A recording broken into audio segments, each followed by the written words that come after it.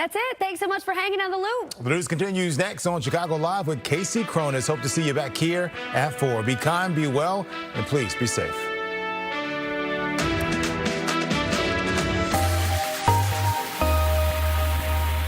Welcome to Chicago Live on this Wednesday. The time is now 1 o'clock. We are tracking many stories for you this afternoon. We'll go over some of what we plan to cover today on the show. First, we will be chatting with an expert from Coresight Research to talk about what happens now that dozens, hundreds of companies across the nation have received tariff refunds. You may recall we had on a couple of weeks ago the executive from the Vernon Hills Toy Company that filed a lawsuit against President Trump and the administration last year over these tariffs. They won at the Supreme Court level, and as a result, the Trump administration has been required to issue refunds on what these companies spent in tariffs. Now, this has amounted to nearly $10 billion in refunds. So we'll be chatting with this expert about what happens to that money. Does it stay on the corporate balance sheets, or could we see some of that trickling down on shelves? Perhaps prices will get lower as we head into fall and the holiday season.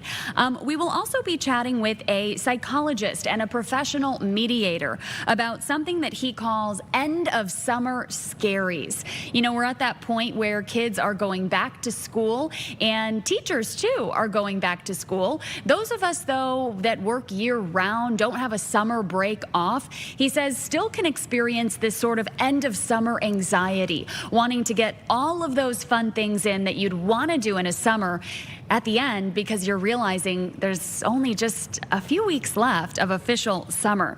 So we'll chat with him about a book that he wrote and what he suggests that people do about it. We also are chatting with several other individuals, including someone about fentanyl and substance use, and then a mentorship program here in Chicago. So a lot to cover today. Our first guest has joined us. We want to introduce now Deborah, the CEO of Coresight Research. Hi, Deborah. Hi, how are you? Great. How are you? Good, thank you. Thank you so much for being with us. So I gave a little preview to our viewers here about the billions of dollars in tariff refunds that companies have gotten, but kind of paint the picture for us. Talk a little bit about where this money has come from and how long it has taken for the Trump administration to issue these refunds. I mean, those are really the key questions. I think that what was really interesting with the most recent quarterly earnings is that many retailers did not include that as a given in kind of go forward guidance because there was a lot of uncertainty, as you mentioned, around timing or kind of just the what ifs. And so what's been really interesting this earnings season, which we're smack dab in the middle of, Target reported today and TJ, and we're seeing Walmart tomorrow, right? We had Amazon report, right? They had a $600 million, kind of benefit from this. But in terms of timing, right, earlier this year, a lot of these retailers, brands, manufacturers, others applied and through this kind of like whole IEPA process. And what's been interesting is, I think, how quickly it's come through. And since many of them didn't have it in their actual plan, where the money flows, I think, will also be one of kind of, right, what we saw in 25, where right, companies were trying to make up for a lot of the shortfalls in earnings. I think we're going to see the other side of that. I think tech spending will be the biggest beneficiary. Tech spending. And by tech spending, do you mean devices? Do you mean cloud-based subscriptions? So I think that what we've seen, specifically in retail, fourth quarter ends up being about 80 to 90% of the spend. And, a lot of it is, right, they're looking ahead to the following year, right, they've got budgets approved and whatnot. And so what we've seen is, of course, right, as you're looking at more kind of compute power needed, right, different kinds of hardware, but also software. And then I think also spending to make sure that they've got the right teams in place in the right locations. So I would say, in the retail industry, we'll call it consumer facing, is about on track with where I expected them to be from an AI, we'll call it next gen technology perspective in 26. But I think because of these tariffs, we could see 27 as a bit of a windfall year. Okay, and what can we expect as we head into fall? We're still trying to enjoy the end of summer, but of course we're thinking ahead to Black Friday and holiday shopping. Prices went up across the board in a lot of markets in the last year or so. Could we expect, because of these refunds, for some prices on the shelves to go down? So I would say that having followed this industry for many years, you don't typically see prices go in the other direction. Number one. Number two, a lot of these retailers and brands who had to put in place a huge amount of expense, both operating expense and capital invested during the pandemic, right? We had seen a very challenging environment for them. And unfortunately, we've seen, record bankruptcies and M&A activity. So I think that what you could see is, I believe we're going to see a shoring up and strengthening of these companies. And so I think they're investing it back into the businesses. And there's been a lot of questions around class action lawsuits. Mm-hmm. And so that's something we've studied a lot with several trade lawyers. And the challenge is going to be, if some of these retailers talked about the fact that they were raising prices in 25 as a result of the tariffs, they then have kind of opened that door for themselves, unfortunately. But many of them were, I would say in 25, so this is what's interesting. They end up leaning a lot on their factories. So if you're vertically integrated versus if you're multi-brand. So if you're vertically integrated, Target has a lot of its own label, and companies like an American Eagle and a Gap and Abercrombie and Aritzia, et cetera. So if you're vertically integrated, you would theoretically have, a different relationship with your manufacturers than if you're multi-brand.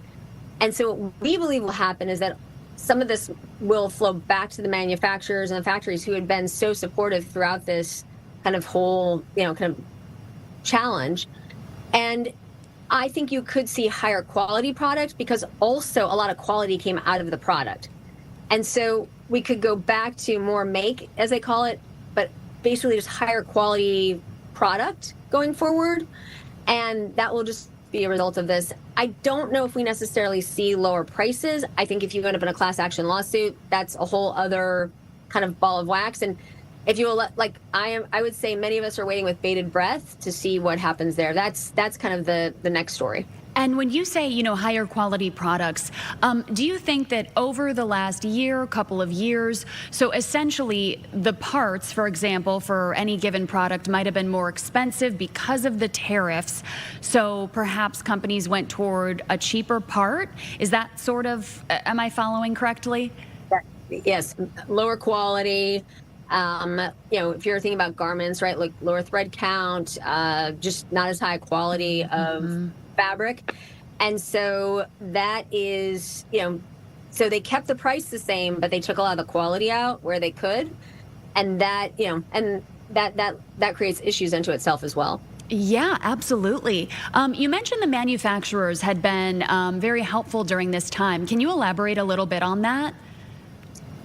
It was one of those, to me, as we saw the story unfold in 25, it was one of those things I never really saw spoken about. So, right, you start to kind of peel back the layers, because as you're understanding the significant impact to the retailers and brands, and it was like, how are they funding this? And so as you started to see, they were reaching out to whomever they could.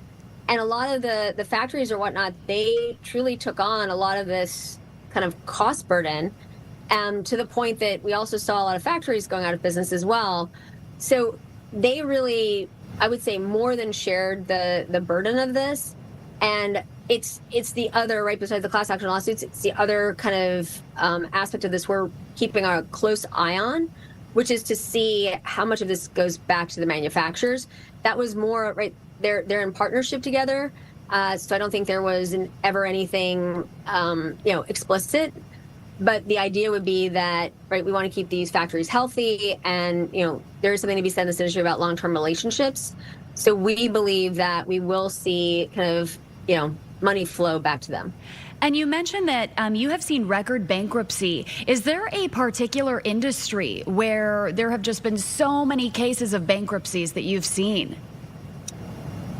What I would say is that some of the companies that have gone bankrupt have surprised me.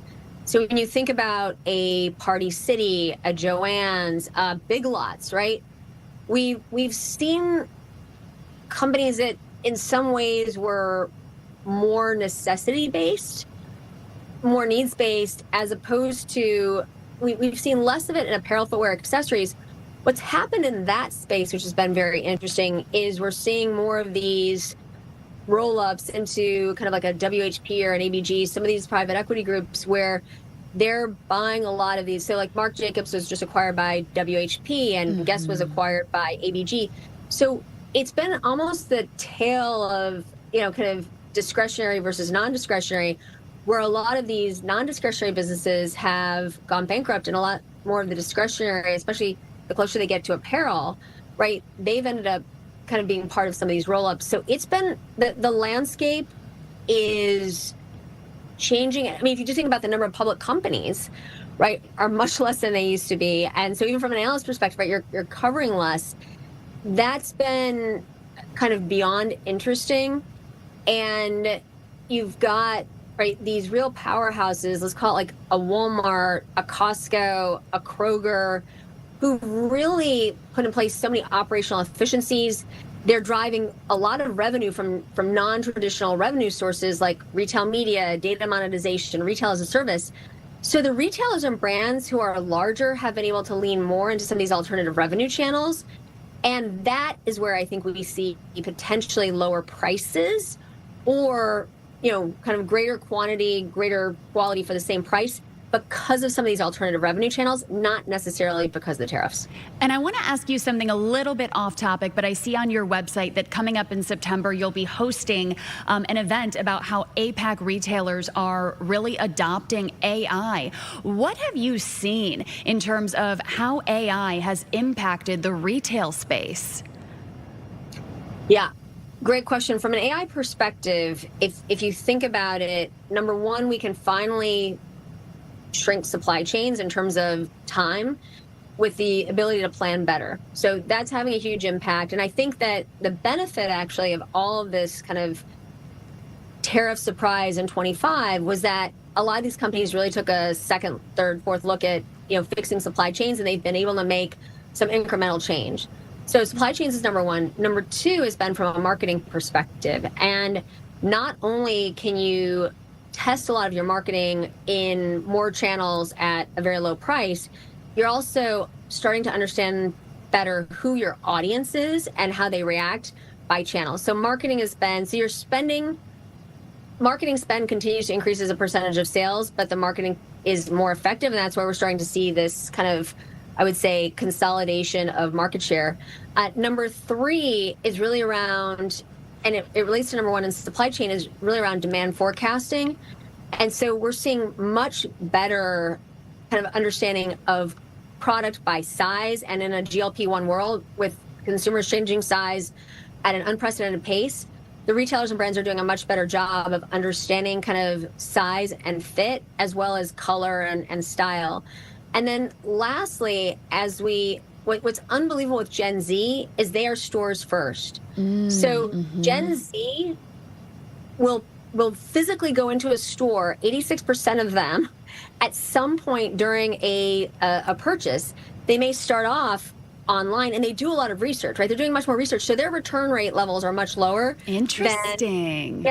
And one of the reasons they go in stores, they say to, right, feel the garments, see the color, try it on for fit.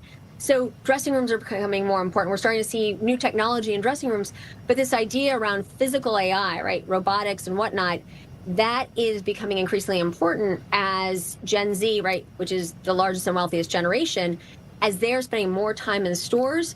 And what we're seeing is different retailers are winning in ways that I think many of us hadn't expected because of this generation. And right, they're number one.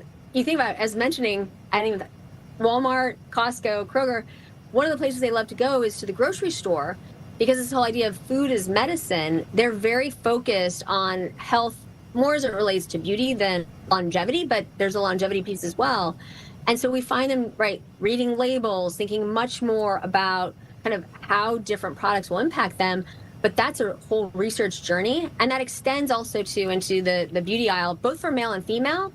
And so I would say that I am probably more excited about, let's call it the traditional chain pharmacy part of the business, because if you think about it, you go to the pharmacist for advice, right? A lot of folks will go to the pharmacist over their primary care physician.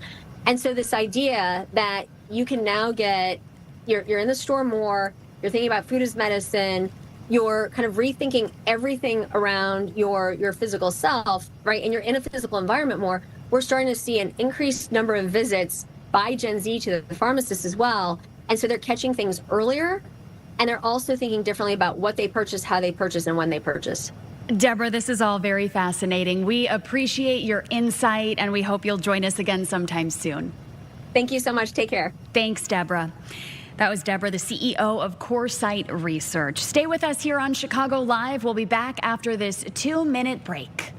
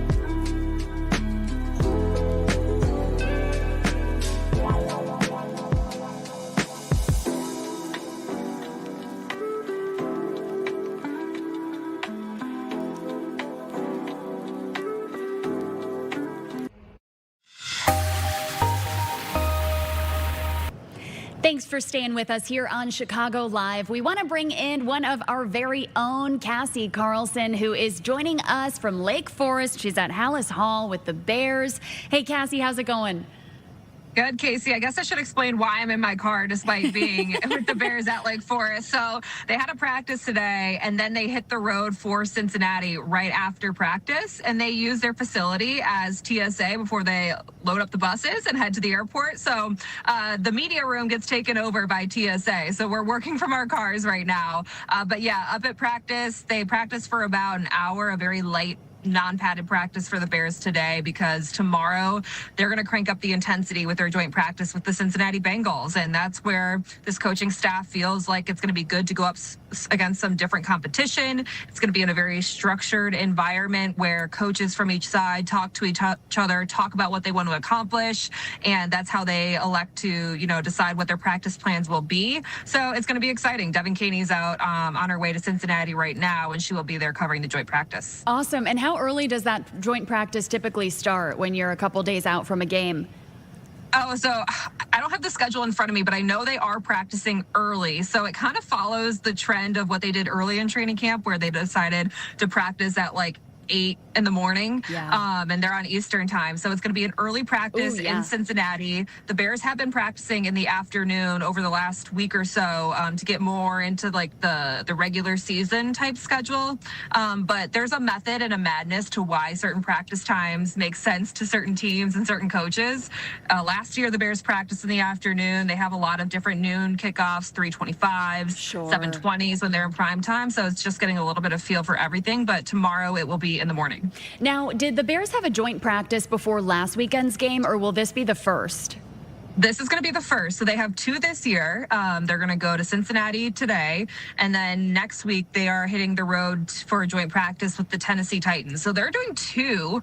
Last year, they did 1, and that was with the Miami Dolphins the first week. They did not have 1 last week. And coaches have different philosophies on joint practices. Some love them, some don't do them. I know Dan Campbell and the Detroit Lions, they've done them. And then this year, they decided they're not going to do any joint practices. But I think when you look at it, and, you know, sometimes they get really chirpy. I know there was one with the Cowboys and there was a fight that broke out. No. Defensive coordinator Dennis Allen talked today and he said he hopes that they can stick to football, but you're going up against another team, going into another team's facility, basically taking over, and you know, like it's like paying rent to go into their facility for a day or two. And things get chirpy because these are heightened practices. If the starters don't play in Saturday's second preseason game, it's because they had a productive joint practice tomorrow. And there's a lot that these coaches want to accomplish. And so when you go up against a different team, no one knows what you're scheming against. So it adds something. The pads are going to be on, especially in the trenches, offensive and defensive line. Those can get a little testy at times, and you're going to defend your team. So you can't hit quarterbacks in practice. If a quarterback gets hit, you know a fight's going to break out. So that's something that people always want to know what happens when it comes to these joint practices. But when speaking to what they can accomplish, I mean, it's going to be a lot of situational drills. We're going to see 11-on-11 live periods, which simulates more of a game. And Ben Johnson said this week that when he was asked if starters are going to play in the second preseason game on Saturday, he said it's going to depend on what they look like in practice tomorrow. They have a lot of things they want to accomplish. It's going to depend on rep count, and then they'll evaluate from there. That was my next question. Do you think we will see Caleb Williams on the field this Saturday? Yeah, we're going to have to see and wait for that answer until after tomorrow. I think if you're looking at historically what teams do, like last year after their joint practice against Miami Dolphins, which was the first week of preseason games, the starters did not play. Now, we didn't see the starters this week. There was no joint practice, so maybe they play a series or 2, but just going off of historically following kind of what some teams do and what Ben Johnson said last week, that he doesn't need to see Caleb Williams in a game because he knows what he's going to get from his quarterback. And keep in mind, a lot of these offensive players are returning from a year ago. And so I think Ben Johnson feels confident in his offense and what they're going to see. We did see a handful of defensive starters last week, and so I don't know that we'll see defensive starters either. It's going to be interesting to see what he elects to do, but if anything, I feel like you have to trust Ben Johnson that they have these intense practices, and if he feels like they accomplished a lot, then they might go through another one of those live throwing sessions before kickoff and feel like that's more productive than putting players in a game and risking any injury. And what challenges could they be up against facing off against Cincinnati coming up this Saturday? And, you know, is Cincinnati's stadium environment, is that something that they might find challenging? So with preseason games, this is interesting. They don't really game plan against opponents. It's all about scripts that they are trying to get their team ready for when it comes from their offense and their defense. And so I remember talking to Ben Johnson at the Combine, and he mentioned that he's used the same exact game plan in every preseason game dating back to when he first took over as a coordinator in Detroit. So they're not going to game plan against Cincinnati's defense or their offense per se. But if you're looking at enjoying practice, and if you're looking at the defense, and especially their secondary, which has a lot of injuries, has some young pieces, new pieces, trying to figure things out, there are some weapons on this Bengals offense that are very, very good. You're looking at Joe Burrow, Jamar Chase, and T. Higgins. And so for a rookie like Malik Muhammad, a 4th-round pick who Dennis Allen has described as having a corners mentality and noted that he's going to be picked on because he is a rookie, and all offensive coordinators are going to say, let's test him. Let's see if he can keep up with some of the fastest, strongest, best, most talented wide receivers in the league, and the Bears go up against a handful of them this year, that would be where I'd be looking to see where the secondary and how they stack up against the Bengals' weapons. And so Malik Muhammad's going to have a lot of eyes on him. We know that there is a rotation kind of going at nickelback, Cam Lewis at safety and nickel. You're looking at Xavier Woods at safety, Dylan Thieneman, the rookie safety. He's going to be tested. And so up and down the roster for the Bengals, there is a ton of skill. And so it's always going to be good just to see a little bit of a litmus test for if these DBs can keep up. But when it comes to the game and the atmosphere, preseason, you never know what you're going to get with the atmosphere. Yeah. And when it comes to game time, the Bears, they want to win, but they're more focused on accomplishing what they feel like they need to still improve upon and get ready for when it comes to week 1 of the actual season. And then any latest updates on injuries? I think yesterday the Bears provided one on Kyle Monangai and his knee injury. Yeah, so Kyle Monangai is week to week with the knee injury. So that's in the running back room. We'll see who kind of complements DeAndre Swift. Tomorrow, you could see Roshan Johnson. You could see Thavon Ahmed, who had a touchdown in the first preseason game. And then Braxton Jones is back at practice. Ozzie Trapillo back at practice. Montez Sweat back at practice. The one guy who's not, and I guess it's noteworthy that Tyson Bagent hasn't been in practice the last 2 days. Their backup quarterback. So Case Keenum could be starting if Caleb Williams doesn't. Is the status of Kyler Gordon is still a mystery. He is on the PUP list with a calf injury, and he's one of those players where every other injured player you're asking Ben Johnson about, he kind of has like a detailed response of, he'll be back next week, or he's progressing, he's week to week.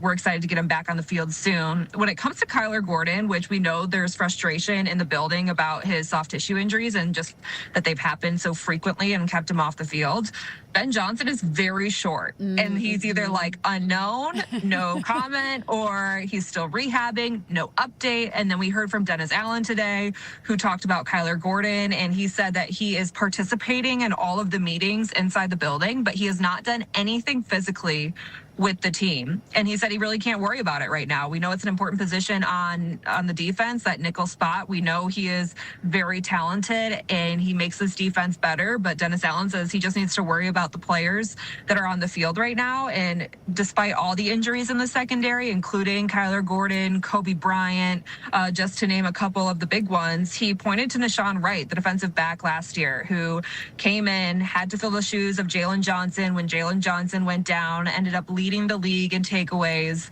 and they're kind of searching for that next Nashawn Wright of who is going to step up. And they always use the term next man up, which is a lot of coach speak, but the Bears find themselves in that position. So still no update on Kyler Gordon is the main update. Okay, and then switching gears real quick before we let you go, but the Cubs have a chance to sweep this series of the Crosstown Classic this afternoon. Yeah, right now, first pitch, just about 7 minutes ago. What do the White Sox need to do if they want to pull out a win this afternoon? I don't know if it's so much a question of what they need to do. We knew this is going to be a contentious series because for the first time since 2008, both these teams are really good and they're in the playoff picture right now. And so while the White Sox are in the AL Central, which is considered a down division, and that's part of the reason why they've been able to lead that division and overperform in some people's eyes, while also creating the best story in baseball, the fact that this is a 100-loss team the last 2 seasons and the way they've turned it around to be leading the division and, holding a spot in the playoffs right now. The Cubs, they're like the highest powered offense in the league. They added some pitching reinforcements, but I think if you're watching the endings of these 2 games, both ending in walk-off fashion, it's exactly what you want in the Crosstown Classic. It's how the first series ended with Edgar Caro walking off the Cubs in Game 3 to take the series. Now we have seen the Cubs, PCA walk it off Game 1, Alex Bregman do it last night after a rain delay, and this is the drama. This is the excitement. This is what the Crosstown Classic should be. And it's part of the reason why some of the sports in Chicago are so good right now. You look at the Cubs, you look at the White Sox, the excitement for the Bears, despite the Bulls not having high expectations, they bring in a rookie that's going to be really electric. The Blackhawks are young and you're hoping that they make the next push. I think it's all encompassing of just sports in Chicago right now. And then PCA being just in the forefront of NL MVP conversations. He leads off on game one, walks it off in game one, joins the 30-30 club for his second straight year, and then he has another leadoff homer last night. And I'm watching that game like, there's just no way that like this is possible. What PCA is doing right now is absolutely incredible and insane. And I hope and I think that Chicago is relishing just in this run that he's on along with the Cubs, and it's going to make baseball come October really, really fun and exciting in the city. I love it. Thank you so much, Cassie. Let's keep the momentum going with all those teams. Exactly. Thanks, Casey. All right. Talk to you soon. Thank you. Stay with us here on Chicago Live. We will be taking a quick break, and coming up next, we will be chatting with a representative from the DuPage County Forest Preserve. Our topic is mussels. Stay right here.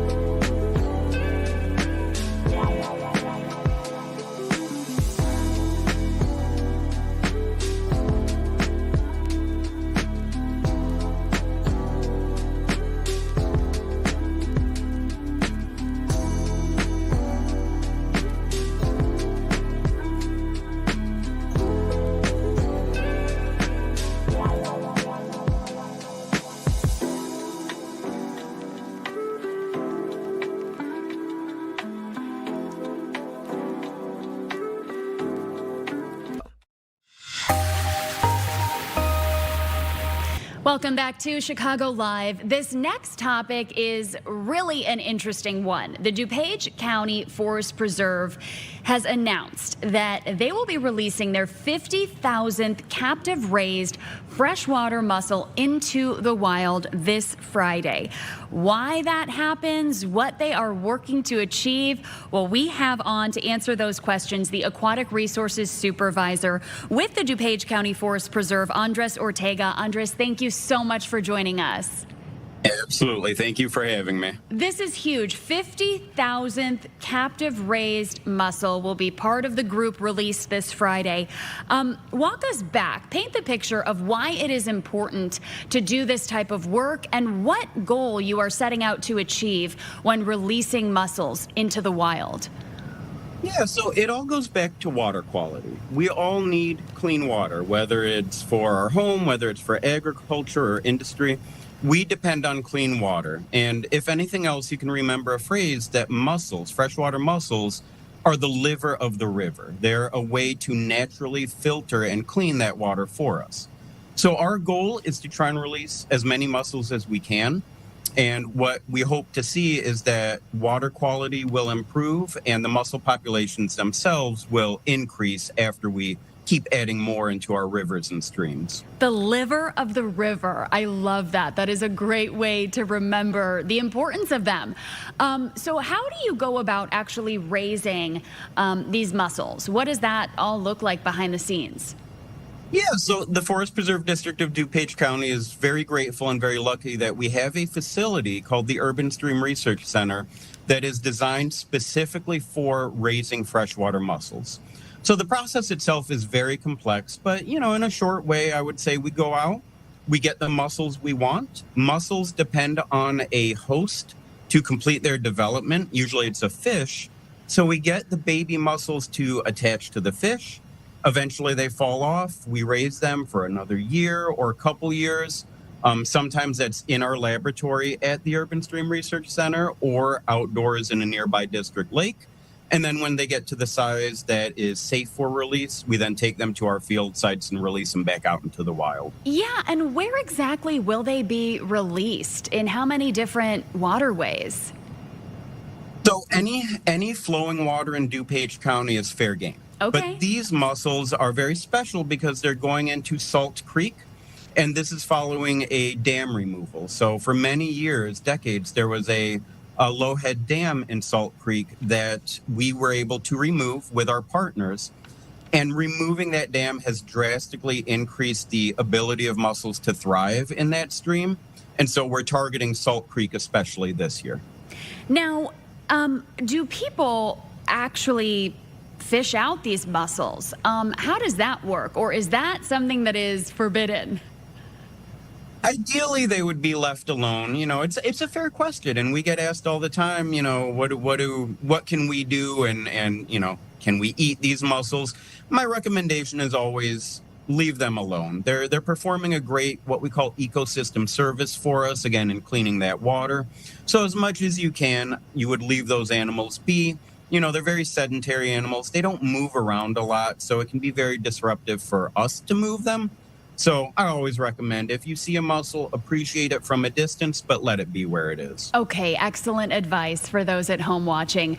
How many mussels roughly will be released this Friday? I know the 50,000th will be part of the group, but at any given time, how many are released at once? So it depends on our success. This year we've been very successful. So whenever we have a release day, it's averaging about 4,000 mussels. Wow. Every time we do a release. So it will be about 4,000 on Friday, but we anticipate probably anywhere from 15 to 25,000 released this year as we go on. And talk a little bit about the process. Who is doing the releasing? Do you have waders on? Are you kind of trudging out a little bit into the water? Yeah, we do both. So we will wear waders and go out into the water. But ideally, we want to get as close to the mussels and their release site as we can. So very likely we will have staff in wetsuits as well, like a scuba diving suit. We're not under the water per se, but that way we can be, knees down or even belly down in the water to really plant these mussels as accurately and appropriately as we can. Yeah, and when you say plant them, is it important to spread them out, for example, not maybe put them all in one spot in the waterway, in the creek? That's a good question. Ideally, we would have so many mussels that we could spread them out everywhere we want to, right? We could go in any waterway in the county or even regional waterways and have enough mussels. But historically, mussel beds were very, very dense. You would find many thousands of mussels in a very small area. So we're trying to recreate that as much as we can. So most of these mussels, even though it sounds like a large number, will go in a relatively small area. Yeah. What have you seen in terms of just things changing, maybe improving over the years as efforts like this have ramped up? Yeah, I think overall it's a net positive. Especially when we see dams removed. Those, again, if you can imagine, a mussel is not a very mobile organism. They can't move very easily. So a dam is a major impediment to them. So over the years, ourselves, other regional organizations have been able to remove many of these low-head dams. And immediately afterwards, you start seeing improvement in water quality, more fish movement, and therefore more mussel movement. So I believe following the dam removals, following other stream restoration projects that we've undertaken, that we are starting to see our waterways improve significantly. And Andres, I just looked up how long do mussels live, and I'm astounded by this. Is this accurate? Freshwater mussels are among the longest lived animals on Earth, surviving for 100 to 200 years, and then farmed mussels typically live between 1 and 50 years? Yep, that is accurate. Of course, it depends on the species. Many that we work with, the average lifespan may be 10 or 15 years, but certainly there are many freshwater mussels that can be many decades or even over a century for an average lifespan. And they know their role. I mean, once they get placed into Salt Creek, for example, they'll kind of just do their thing. Yeah, absolutely. The moment they touch the water, as long as that water is clean, they're not sensing any significant pollution in it, they will start opening up, they will start filter feeding and doing their thing. And what we hope to see is in a few years after release, they will start reproducing on their own. Okay, and it takes a few years typically? It can. When we release them, we consider them subadults, or I guess you could call them teenage mussels, right? And so in many cases, it's anywhere from a year or two or a few more years until they reach that maturity so they can start reproducing in the wild. And this Friday's release, is this something that you'll be streaming, or if the public is interested, are they welcome to attend and watch the process? Yeah, I'm not sure the entire plans, but the release location in Salt Creek, it is right near one of our major forest preserves. It's near a very well-traveled trail, so it is easily viewable from the public. If anyone is in the area and interested, they should be able to see it very easily. And Andres, maybe what are some tips for folks at home who do frequent the DuPage County Forest Preserve sites, perhaps just to, keep the environment around them healthy? Yeah, the number one thing that people can do, and it's very easy to do, your average resident, homeowner, visitor, it's just being very cognizant of what you are putting into the water. Don't dump your medications. If you're using pesticides or herbicides, make sure you follow the labels, make sure you're not dumping them down the drain. Even reducing those inputs can drastically increase water quality health. And that, in turn, is going to help all of the mussels in those streams and rivers. And what's next? After Friday's release, will you continue to work on this project for the indefinite future? Yep, absolutely. So the overall goal of the Urban Stream Research Center is, more than anything else, to raise large numbers of mussels and release them, trying to get back to historic levels. But given how impacted our streams are, given how impacted those populations are, I don't believe we'll ever work ourselves out of a job. And for the foreseeable future, we'll continue raising as many mussels as we can. And what happened to diminish those numbers that we once had? So there's a number of reasons. The turn of the century had a major impact. Before synthetic buttons were created, people would actually overharvest mussels and punch natural buttons out of them for use in shirts and things like that. And then since then, the biggest impacts have been exactly what you'd expect. It's development, it's channelization of our streams, it's pollution. Other impacts like that have, over the years and decades, significantly degraded our waterway health. And so mussels being relatively sensitive animals, that's going to impact them greatly. And we see that now. Well, Andres, we look forward to this Friday's release. Thank you for taking the time to break all of this down. Absolutely. Thank you so much. Thanks so much. That was Andres Ortega, the Aquatic Resources Supervisor for the DuPage County Forest Preserve. And again, this Friday, they are preparing to release their 50,000th captive raised freshwater mussel into the wild.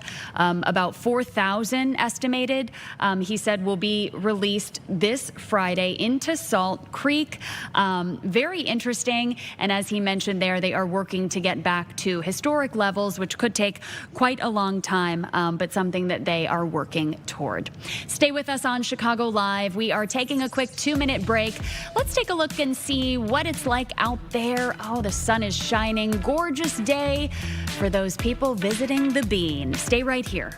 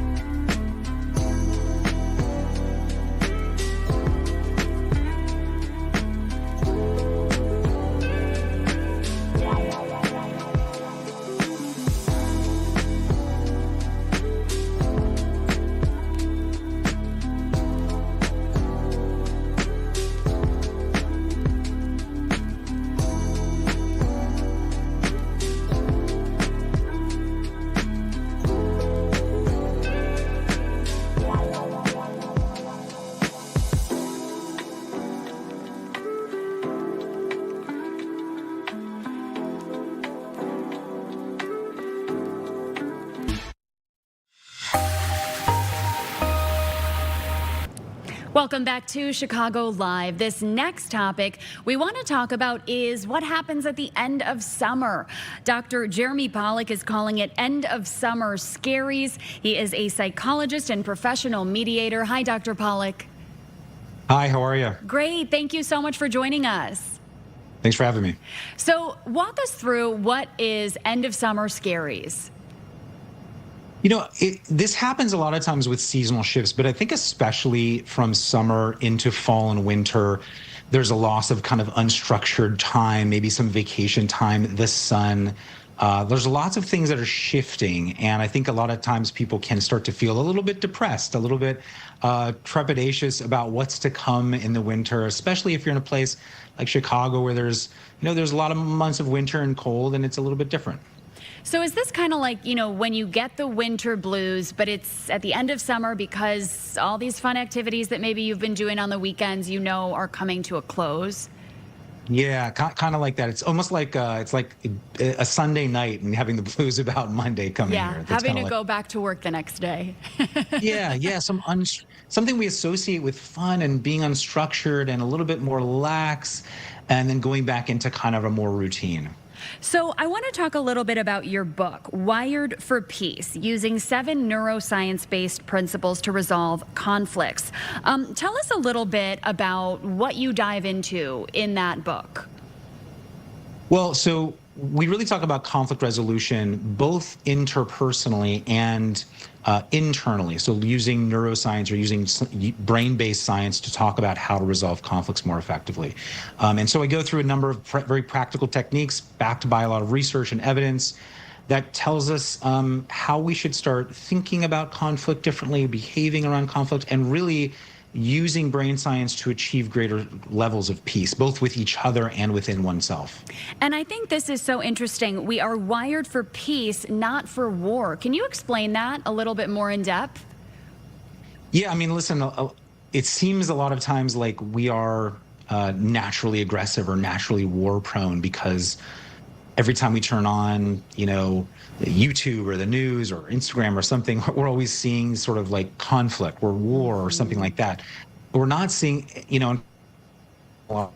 thus things that are threatening because that's what we pay attention to. Our brains are natural threat detection machines. So it seems like we're, in conflict a lot. But if we really think about it and we use some knowledge of neuroscience, it actually points to the fact that we have more capacity and we are actually behaving a lot more cooperatively than we are in conflict. We cooperate with each other every day a lot more than we actually are in conflict. And it just seems, because we're paying so much attention to these things, it just seems like there's a lot of conflict. So one of the chapters is really just about using some brain science to understand that we are cooperative creatures, we are very collaborative, and how can we use some brain science to kind of bolster that and suppress some of our sort of more conflict-prone behaviors. And you mentioned it, but you open your apps on your phone and you're seeing things that are happening all over the world, whether it's Instagram, TikTok. How do you, because it's hard to avoid, right? Especially if you're wanting to maybe relax a little bit, do a little scrolling. There's always going to be something negative, it seems, that we see on these apps. How do you suggest that people combat that? Well, I think I like to think of this in a kind of 3 steps. Number 1 is motivation. Number 2 is awareness. And number 3 is regulation. So first of all, you have to be motivated to change the habit. So if you're you're on Instagram or your YouTube or whatever, and you're scrolling around and you're feeling kind of like, I don't know, just a feeling of disgust or negativity or something, and you're like, I'd like to stop this kind of doom scrolling or rage bait scrolling, that sort of thing. That's a really good first place to start. I'm motivated to change something here. The next thing is awareness. How does your body feel? What are the thoughts going on for you when you start engaging with this stuff? Just becoming aware of, oh, that's what's happening right now. I'm actually feeling like I'm engaging in these sort of conflicts, just viewing things that feel threatening or dangerous or disgusting or something like that.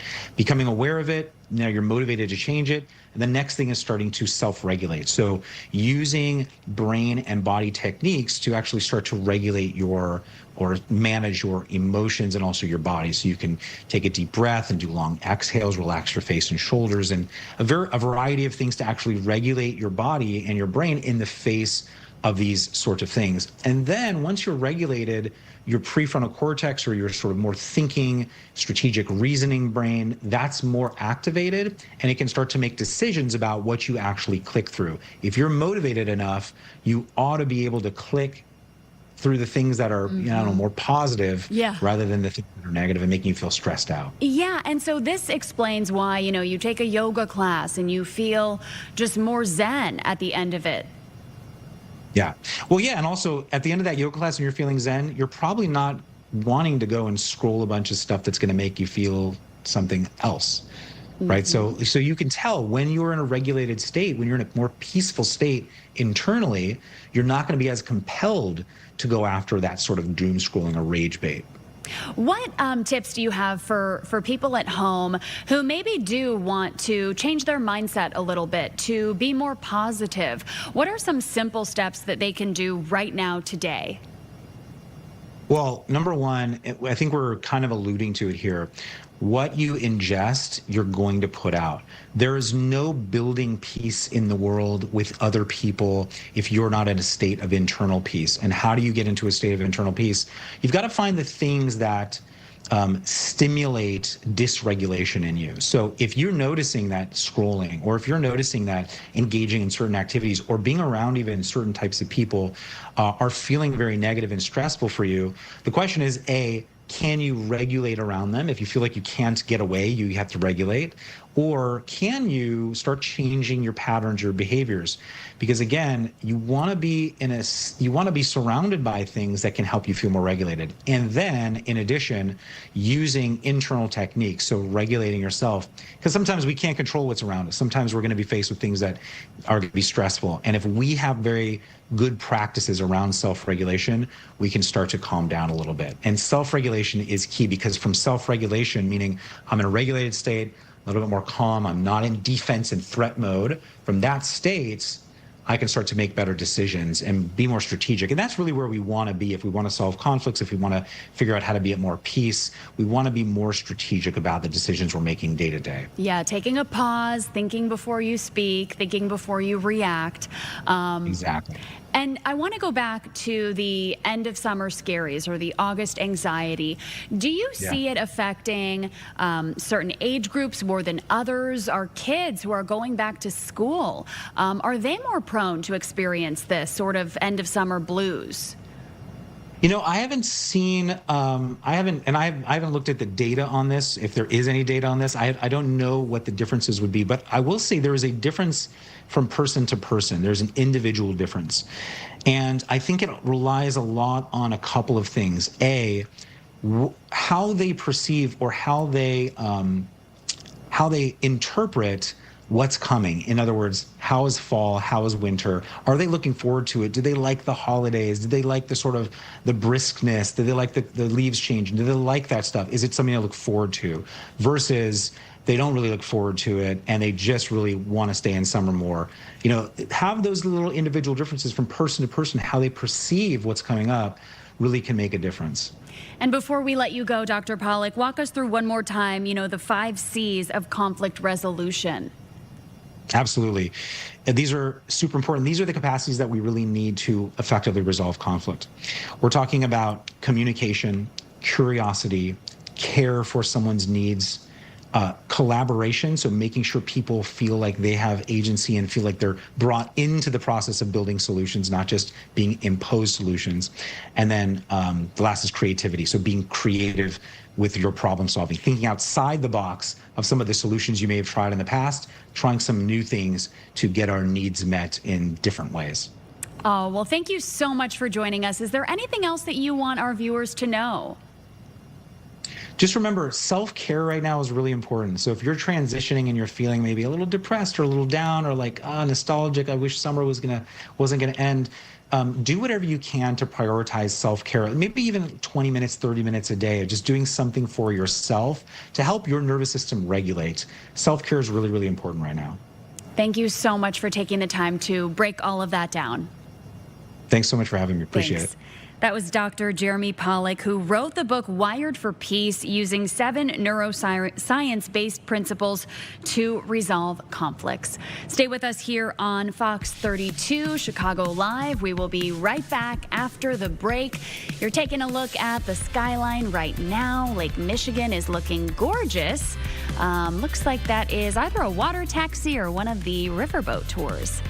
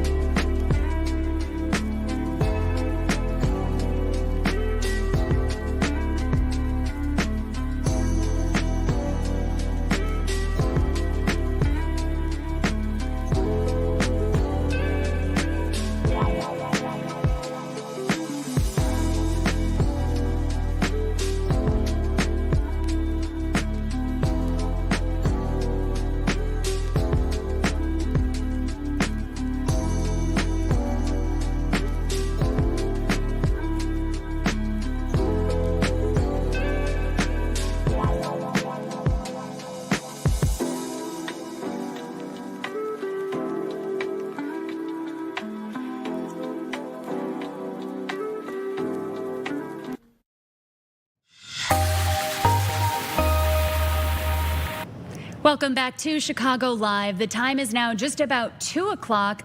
A couple of quick updates for you. No score right now in the third game of the Crosstown Classic. The White Sox taking on the Cubs at Wrigley Field. It is the top of the third.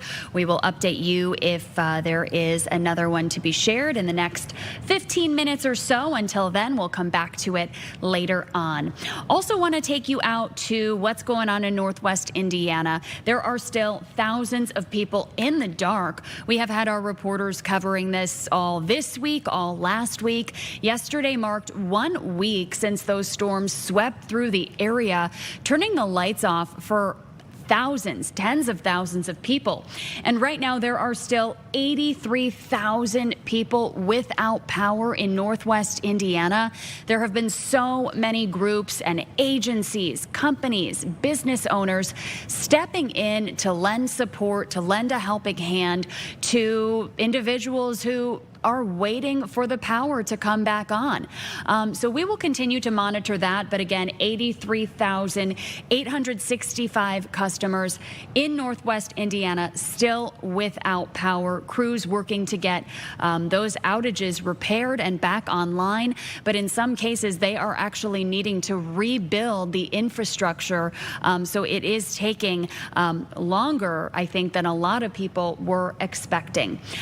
We do want to take you out to what's happening at the White House right now. There is going to be a press conference here shortly between President Trump and technology leaders.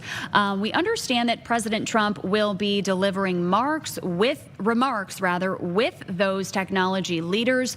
We know someone in the room right now is an executive, perhaps the owner at Robinhood. So there are some top tech execs in the room right now. We will wait to take you out there until we see someone at the podium. But for now, let's head out to a quick break, and we will be back in a couple of minutes.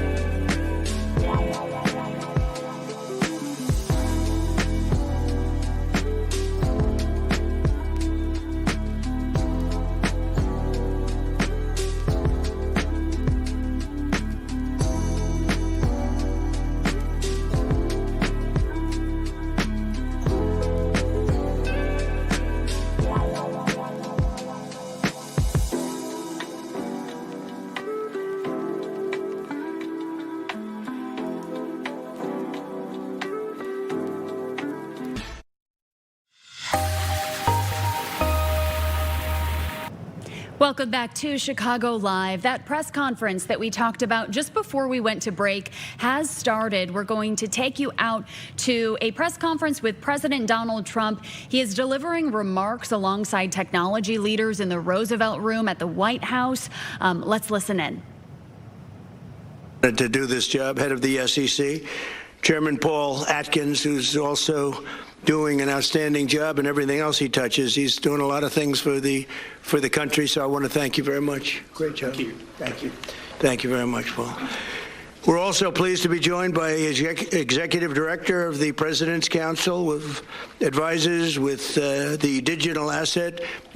All of the digital assets are all put into one, Patrick Witt, and many other top industry leaders, including Coinbase.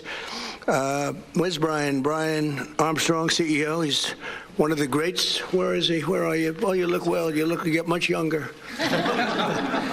You look good. CEO of International and Intercontinental Exchange, Jeff Sprecher. One of the things, a little thing called the New York Stock Exchange. He owns a thing called the New York Stock Exchange, quite a nice asset, right? Yes, it is. CEO of NASDAQ, Adina Friedman. Thank you very much, Adina. Great job you're doing. CEO of Robinhood, Vlad Tenev. Thank you, Vlad. Nice to see you. And CEO of Kraken, Arjun Sethi. And thank you very much, wherever you are. Thank you very much. Great group of people. We also have some others here that were We wanted them. It's where's Mike, co-founder of CEO of CTO and president of BitGo, which is a big deal in the world of that thing, that little thing that's happening out there. And Brad Garlinghouse, CEO of Ripple. Brad? Thank you, sir. Thank you very much, Brad. Sergey Nazarov, co-founder of Chainlink Labs. Thank you, Brad. Thank you very much. Good, Sergey. Good job. Arjan, you're here. Arjan? I'm still here. You're here? You haven't left?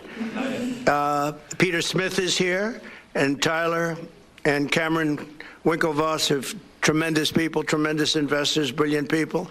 Chris Dixon is here, and I think I've sort of got anybody I didn't mention, by the way. Pretty much got the whole group. Good. They gave me 4 sets of lists, and that's always a little complex. You never want to say one more than 3 times. Under the crooked Joe Biden administration, the spirit of innovation that built America was under serious attack like never before. And nowhere was that more true than crypto and other new financial technologies, where we were going to be taken to the cleaners by China and other countries. The radical left tried to crush these developments with crippling regulations, brutal restrictions, weaponization. They used weaponization, political weaponization, and constant targeting that drove innovation overseas, and they wanted to drive it out. And at the end of toward the end of the campaign, if you remember, they decided they liked it very much because there were over 100 million people that were liking Trump a lot more because I was in favor of it. They were against it, and they became very much in favor of it. But by that time, it was too late. And besides, those days are all over. That was a terrible period of time for a lot of very good, very honorable financial people. On day one, we fired Joe Biden's rogue SEC chair, Gary Gensler. I think we like Paul better. Do we agree? We like Paul better? Thank you. Number one, he's smarter. He's also smarter, by the way. But we fired him. We got him the hell out of here. We terminated the so-called Operation Choke Point 2.0, which is what the name of their operation was, weaponization. And we ended the war on crypto once and for all. And it's been booming. It's been doing big, and nobody's been able to break in. China would like to break in. They're still trying, but they have been able to. I signed a historic executive order banning any attempt to create a central bank digital currency. We launched Project Crypto to modernize rules so that our financial markets can move into blockchain technology. I established the United States Strategic Bitcoin Reserve, making Bitcoin a permanent asset of the United States Treasury, which has turned out incredibly well. I also created the United States Digital Asset Stockpile to hold custody of all other digital assets, and that's exactly what it's done. It's been amazing. 1 year ago this summer, I signed landmark legislation known as the Genius Act. I named it after myself. I didn't want to use my name, so I just called it the Genius Act, paving the way for widespread adoption of dollar-backed stablecoins. And that's worked out very well. Every single American benefits enormously from our country's status as the financial center of the world, and we want to keep it that way. We're leading by leaps and bounds. We've gained so much in the last 16 months like nobody can believe, actually. Not only that, but we have more money being invested in the United States than any country at any time in history. Money's coming in by the trillions. Our nation's economic dominance drives trillions of dollars in investments, creates millions of jobs, and expands access, credit, and capital so that every citizen has a chance to achieve what we now hear a lot about, the American dream. Young people are looking for the American dream. They weren't thinking about that 2 years ago. New financial technologies are extending this American dominance into the 21st century, and that's why we're focused on creating a clear regulatory framework for pioneers and builders like the people that are with me here, so that they can do business with confidence on American soil. They don't have to go to other countries to do their business. We're ensuring that America remains the undisputed leader, not only in Bitcoin and crypto, but also technologies like prediction markets, artificial intelligence, and much more. And we're leading in every single one. And I will tell you, the AI, the artificial intelligence, we're way ahead of number two. Number two is China. And I never want to underestimate China, but right now we're way ahead. President Xi's coming on September 24th. We look forward to it. We'll probably be talking about AI and a lot of other things. But we're doing tremendously well, largely because of people and some other friends of ours that are on the board, and they'll be here in 2 weeks, I understand. In May, Chairman Selig authorized the first ever true Bitcoin perpetual futures contract on a CFTC registered exchange, first time. I understand that Mike is also working to bring hyperliquid into the United States in a fully compliant and legal fashion. It's working very hard on that. We would really like to see interest rates come down. You know, in the old days with interest rates, many of you are too young to know this, but when we announced good numbers, interest rates would go down. And the theory was because the asset value became so good, it became so prime. But now when we announce good numbers, which we're doing all the time, they keep driving the interest rates up because they're so afraid of inflation. And they shouldn't be. They should allow interest rates to go down. When you announce good numbers, you shouldn't drive them up. They keep thinking that we'll drive them up to stop inflation, because success and growth does not cause inflation. Other things cause inflation. We inherited the #1 inflation ever in the history of our country from Biden, and it lifted prices and everything else, and we're getting them all down. But interest rates should be allowed to fall with the success of our country, not rise because of the success. But we're also on the very beginning of a revolution in fictional and financial. You take a look at some of the things that are being done on a financial basis and the financial technology that's the potential to create more jobs, opportunity, and wealth for all Americans. And that's what it's doing. It's creating jobs and great wealth. And I think that can't be better seen by the stock market. So we've had 80 in a short period of time, a year and a half. We've had 80 days where the stock market hit all-time highs. I have it look today. I don't know. Maybe I shouldn't look. I don't want to look. But I hear it's good. But we've had 80 days, Jeff, where the stock market has hit an all-time high, and nobody's ever seen anything like that. And I think bringing it down to another level, and maybe a higher level from the standpoint of importance, 401ks have hit record highs on almost 40% of the time that I've been president of the United States, and that affects tens of millions of people. The 401ks are at record numbers. So 2 years ago, our country was dead, and now our country is the hottest country anywhere in the world. There's nobody close. No other country is close, and every country will admit it. So now we need Congress to take the next step by passing the Clarity Act, a fair version of the Clarity Act, and this landmark structure legislation. It's a very, very powerful structured legislation which will keep us ahead of China, keep us ahead of everyone else. Will open the door to the next wave of innovations and innovators.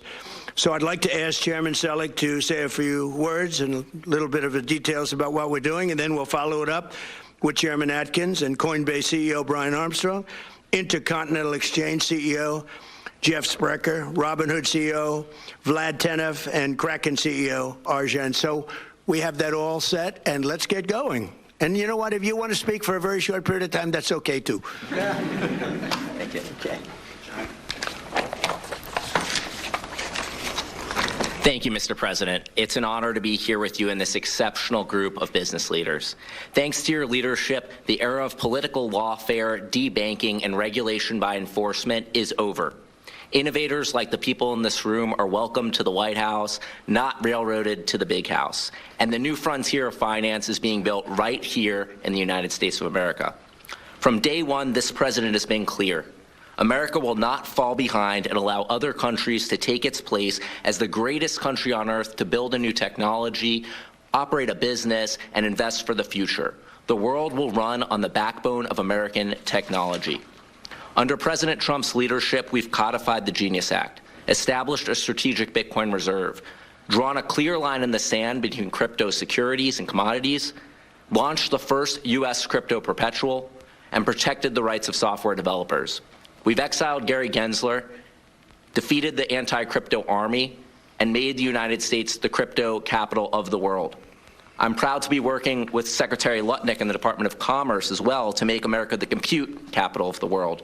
This may be the most important commodity of our day. Some call it digital oil, and America needs to dominate these markets to win the AI race. We've also protected federally regulated prediction markets from rogue state attorneys generals like Letitia James, who seek to nullify federal law and drive these markets offshore to unregulated and foreign venues. American dominance in the technologies that will define the future remains unmatched. We are truly in a golden age of American innovation. Now, the United States has a choice. We can either write the rules that define the next generation of financial markets, or we can let other countries write them for us. With Congress advancing the Clarity Act towards the finish line, we stand ready to implement the bill once the president signs it. But we'll use every tool available to move the president's pro-innovation agenda forward in the meantime. Tomorrow at the inaugural meeting of the CFTC's Innovation Advisory Committee, I look forward to sharing more details on our regulatory path forward. A path forward that provides greater certainty for innovators while reinforcing confidence in our markets for decades to come. This president has assembled an extraordinary team of entrepreneurs, builders, investors, and business leaders advising in government, like David Sachs, of course, and Patrick Witt. This real-world experience has already brought valuable perspectives into policymaking, and it will continue to pay dividends for the American people. Innovation depends on regulatory clarity. Clear rules create confidence, confidence attracts investment, and investment creates jobs, strengthens our markets, and keeps the world's best talent building here in America. Mr. President, thank you again for your leadership and for making American innovation great again. The work we're doing now to shape the future of our great nation will do measures for decades to come. Now, I'm honored to introduce the most pro-innovation, pro-free market SEC chairman in America's history, and it's not Gary Gensler, of course. It's Paul Atkins. So, Mr. Chairman, please.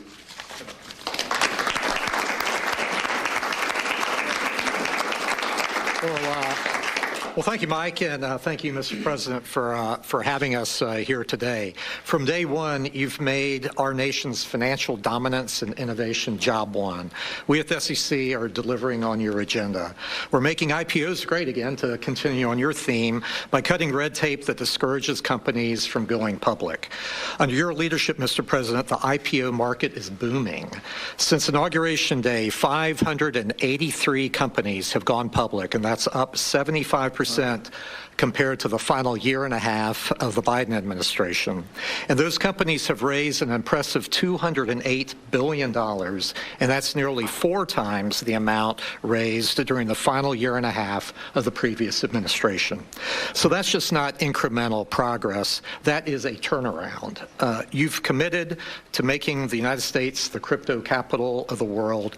And yesterday, the SEC, I'm proud to say, took another significant step to deliver on that. Our proposal, the crypto assets rule, would provide crypto entrepreneurs like those here in this room and job creators the certainty to raise capital in the United States using digital assets. This action is consonant with our belief that the most important priority is for Congress to send the Clarity Act to your desk for your signature. And the SEC is doing everything we can to support that work. So thank you again, Mr. President, for leading this nation to ensure that we continue to have the strongest markets in the world, to reshore innovation, and to welcome, yes, a whole new generation of investors through the Trump accounts. So under your leadership, we will... You were just listening into a press conference that is being held in the Roosevelt Room of the White House, where President Donald Trump is hosting crypto executives, technology leaders, and key financial regulators. They are discussing advancing new digital asset rules and crypto-friendly economic framework. Switching topics now, we want to bring in our next guest to talk about National Rainbow Baby Day, which is coming up this Saturday. We will chat with her coming up after this break. Stay with us.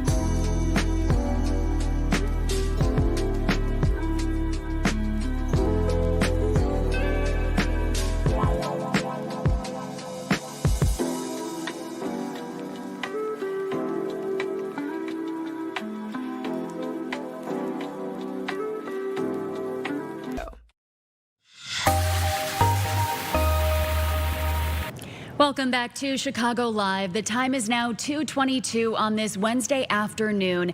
This weekend, every year on August 22nd, it is celebrated, and this weekend it will be celebrated again. National Rainbow Baby Day.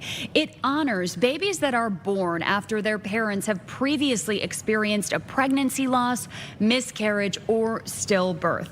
We want to introduce now Dr. Eve Feinberg, the founder of the Chicago Coalition for Family Building. Dr. Feinberg also serves as the medical director of Northwestern Fertility and Reproductive Medicine. Hi, doctor. Thanks for being here. Thank you so much for having me. So this Saturday is National Rainbow Baby Day. Talk a little bit about why this is a special day for a lot of families. If you think about a rainbow is a bright and happy time, usually at the end of a storm. And so a healthy live birth after a pregnancy loss is definitely something to be celebrated. Yeah. And give us some more details about the Chicago Coalition for Family Building. This is a nonprofit organization whose mission is to help defray the financial costs associated with family building, and that's for infertility treatment or for adoption. We also have special grants specifically geared towards families that have lost pregnancies in a partnership with Ashley and Carlos Rodon Foundation. So lots of help for those who need it. And talk a little bit about the challenges that so many people face when trying to conceive and with dealing with fertility struggles, and why a day like Saturday for a lot of people really brings a smile to their faces. Yeah, infertility is a large problem, and it is growing in size. About 1 in 6 couples internationally suffer from infertility, which we define as the inability to either conceive a pregnancy or sustain a pregnancy. And so pregnancy loss falls within that. I think all children who are born after fertility treatment deserve to be celebrated, but there's a little bit of an extra special celebration for those who are born after pregnancy loss. And talk about, how you help patients cope with the emotional, but also the physical, side effects after an experience like this.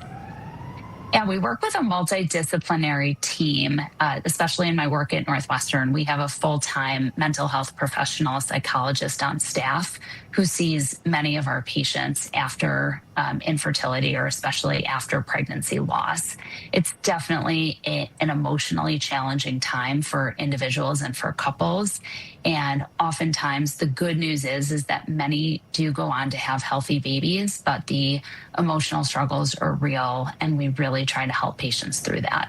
And does the Chicago Coalition for Family Building also offer some guidance on, the financial burden that this can be, depending on an individual's situation, maybe their insurance, their benefits, but it can be a big burden.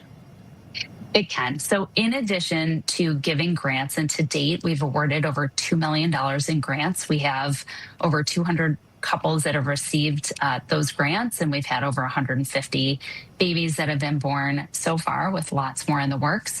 We also have webinars, and we have information sessions geared towards helping patients. So we try to be more comprehensive in our offerings. And I see here on the website that you also do a 5K, a fun run and family walk that's looks like it's coming up on September 20th.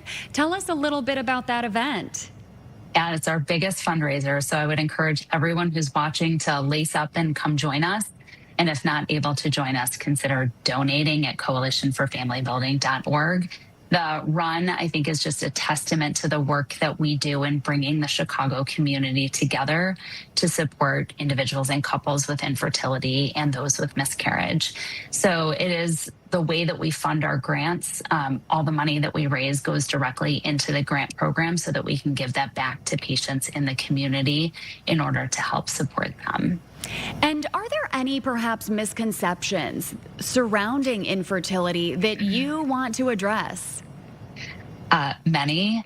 I would say Probably the best piece of advice that I can give is if you've been trying to conceive for more than 6 months, if you're over the age of 35, and if you've been trying to conceive for more than 12 months, if you're under the age of 35, to seek the advice of a reproductive endocrinologist and infertility specialist. So there's lots of help that's out there, and we'd love to see you. Thank you so much, Dr. Feinberg. Anything else that you want to share? I just want to say thank you for talking about this. It's an emotional topic. It's a sensitive topic. Miscarriage is the club that nobody wants to be in. And I think until you've experienced one, you don't really understand the devastating nature of it. But I do want to reassure people that most patients who have miscarriages go on and deliver a healthy baby. So stick with it. Thank you so much for all of your insight. That was Dr. Eve Feinberg. Thanks. All right, stay with us here on Chicago Live. We're going to take a quick break. Let's get a look outside before we do that. It's really a gorgeous day out today. A little bit of unpredictability last night with the weather. Of course, it caused a rain delay in the game at Wrigley Field, but things are looking good, and that game is actually going on right now. I'll give you a quick check of the score here before we go. Top of the fifth, still 0-0.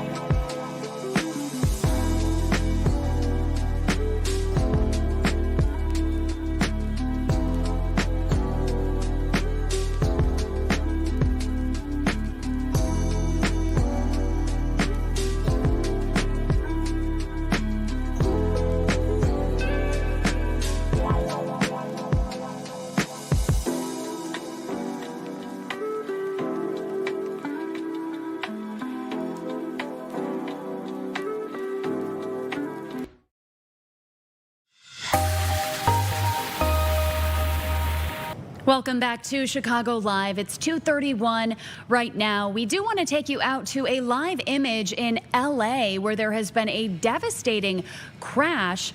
At least 3 people were taken to the hospital after this crash. It involved 2 large semis and another vehicle. Inside at least one of those semis, boxes were being transported, and you can see just all of those packages have kind of spilled across the westbound lanes of the 210 freeway. Again, this is in the LA area. Right now, you can't see those two trucks, but it looks like a tow truck is trying to work its way. There are some law enforcement vehicles as well in that area. You're getting a look at the chopper video that's over the scene right now.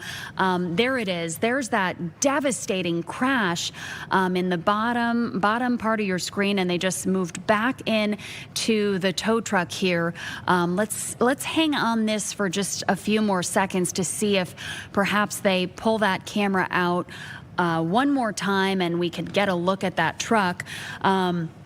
Again, 3 people taken to the hospital after this truck crash, and it looks like those semis are just torn open there. So really just a devastating scene. You can see this person here is getting their vest on as they walk over to assess the situation. I know that the chopper is being mindful here because there are injuries, so they're not zooming in too closely to the actual situation, but there it is. Wow, those 2 trucks just completely mangled there. Absolutely devastating situation. And you can see there are some of the packages that were kind of strewn across the expressway. You can tell law enforcement agents are just working to, kind of lock down that scene there. Again, this is near Los Angeles. We'll come back to this in just a bit and check on the status of things there. But we do have now our chief meteorologist joining us, Emily Walls, to talk about the weather. It's a gorgeous day today. It's a gorgeous day today. We had a couple showers and storms around last night, and I heard you mentioning the Cubs and Sox game there. We had the delay. Fortunately, though, we didn't have any severe thunderstorms last night, but you did have torrential downpours, and that's kind of what we have in some portions of the area again out there today. You wouldn't know it looking at the sky downtown Chicago. It's stunning right now. We have lots of sunshine, but parts of northwest Indiana actually, again, dealing with some showers and thunderstorms. But here's the view, Casey. It's gorgeous out it's gorgeous here downtown. But there's just got to be so much anxiety for the people who are cleaning up right now when they hear more rain. Last night, I'm sure that caused a little bit of stress for people who are dealing with flooding and just trying to still pick up the pieces from last Tuesday. Yeah, absolutely. So the ground right now, it's very saturated. We've received in some locations well over 200% of the normal rainfall in the last 30 days. So it doesn't take much to get ponding and localized flooding going on. And we have some very slow moving thunderstorms right now. I believe I have the radar that we can pull up here, and you can see that we have some storms that are moving through portions of Newton and Jasper counties. Also, the far southern extent of Lake and Porter did see a little bit of rain associated with this, but they have mainly formed across northern Newton and Jasper counties there. What you're looking at, though, these are not severe. The Storm Prediction Center, they do have portions of areas near and south of I-80 highlighted in a level 1 marginal risk. So with that to say, an isolated severe storm could be possible. As of now, again, there are no watches, no warnings for our location, but these are producing torrential downpours, again, in areas that are already over 200% for their normal rainfall in the last 30 days. So we're likely seeing some ponding, maybe some localized flooding in low-lying areas. There's plenty of lightning strikes along with this too. And unfortunately, there's a little bit of back building going on. So we have a front that's sinking to the south. So this is still all associated with a cold front that moved through most of the area yesterday and last night, but it's still kind of hanging over the far southern section. So that's our trigger for today. But until that moves out of here, unfortunately, some training is going to be taking place, meaning that these storms, they almost kind of back build and then move over the same area. So we are seeing a little bit of that now in northern Jasper County. Yeah. I want to talk a little bit more about last Tuesday's weather event. Yes. Are surveyors still out working to pinpoint tornadoes, or has that sort of been closed up? So it's been closed up. I actually had somebody just reach out to me yesterday via email saying, I think a tornado may have gone through my area. Who can I reach out to? And if you're still feeling that way, you can always reach out to the National Weather Service. They're the ones that conduct the surveys. But for this event, they seem to have kind of put a bow on it. They think that they got all the areas that were hit by tornadoes.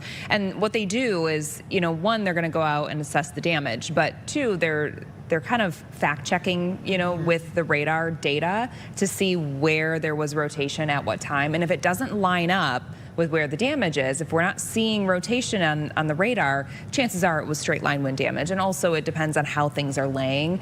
So the National Weather Service, as of now, they seem to be, done with their surveys. We did have 6 tornadoes from that day, but really it was the straight line wind damage that did so much devastation across a large portion of the area. And we're still dealing with power outages because of that.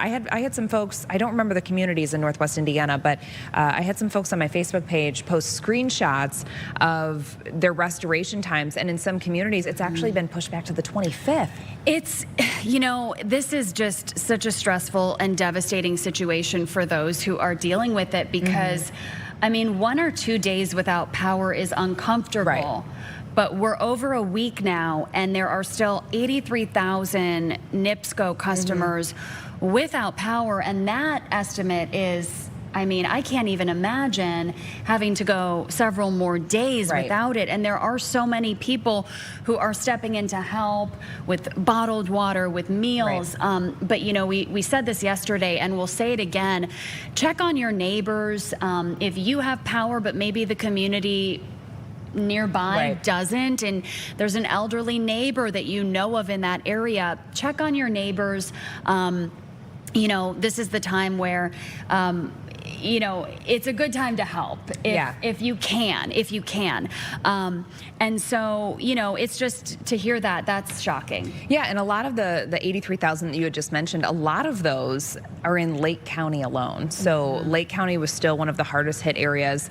And something, too, that I think a lot of folks don't really think about is this is expensive for people without power because you're likely not able to, fully use your kitchen and make meals at home or keep, your fridge cold. So then you're, stocking ice, you're, trying to deal with coolers, and it affects how you eat. It affects every aspect of your life. And unfortunately, we're still rebuilding that power grid in some locations. One more quick thing, I'm curious, based on the conversation about the surveying of the damage, I think for a lot of people, the first instinct after something comes through is maybe to get outside and start picking up. In a situation where someone suspects perhaps a tornado came through, or maybe it is just straight line winds, is it a good idea to maybe kind of let the damage sit for a bit if you can? In case the surveyor comes through. Yes, because what they're looking for is to see in what way is that debris thrown about. If everything is uniform, pushed down in one direction, that's going to suggest straight line winds. But say you have a tree down that's leaning this way, then you have another tree that's thrown this way, then you can see that there was a circulation to what would have caused those trees or the damage to be kind of strewn about there. But that's what they look for. So if you can, if it's something that's not blocking your driveway or, if you can leave it for a day or so for the surveyors to get out, then that's usually a pretty good idea if you do suspect that it could be tornadic damage. And usually the National Weather Service, they typically can conduct these surveys either the same day or the very next day. So you're not having to wait too long on them to be able to get out there. Emily, thank you so much for coming up here and chatting with us about the weather. You're welcome. All right, let's take one more look at that image of the truck crash out near LA. You can see traffic is backing up because of it. Just before we brought Emily in, we showed you that image of 2 semis that were torn open. And the chopper, it looks like it's kind of moving around here, showing the traffic a little bit. But there were packages in at least one of those semis, and those packages were just thrown across the expressway out here in LA. And at least 3 people, unfortunately, were transported with injuries. So this is, it is a devastating crash. Seeing the image of the crash, if the chopper does make its way back to the crash itself, really tough to look at there. Let's see if he's heading back there. Otherwise, we'll take a quick break. We've got a lot more to cover here on Chicago Live. And stay with us. We'll be right back.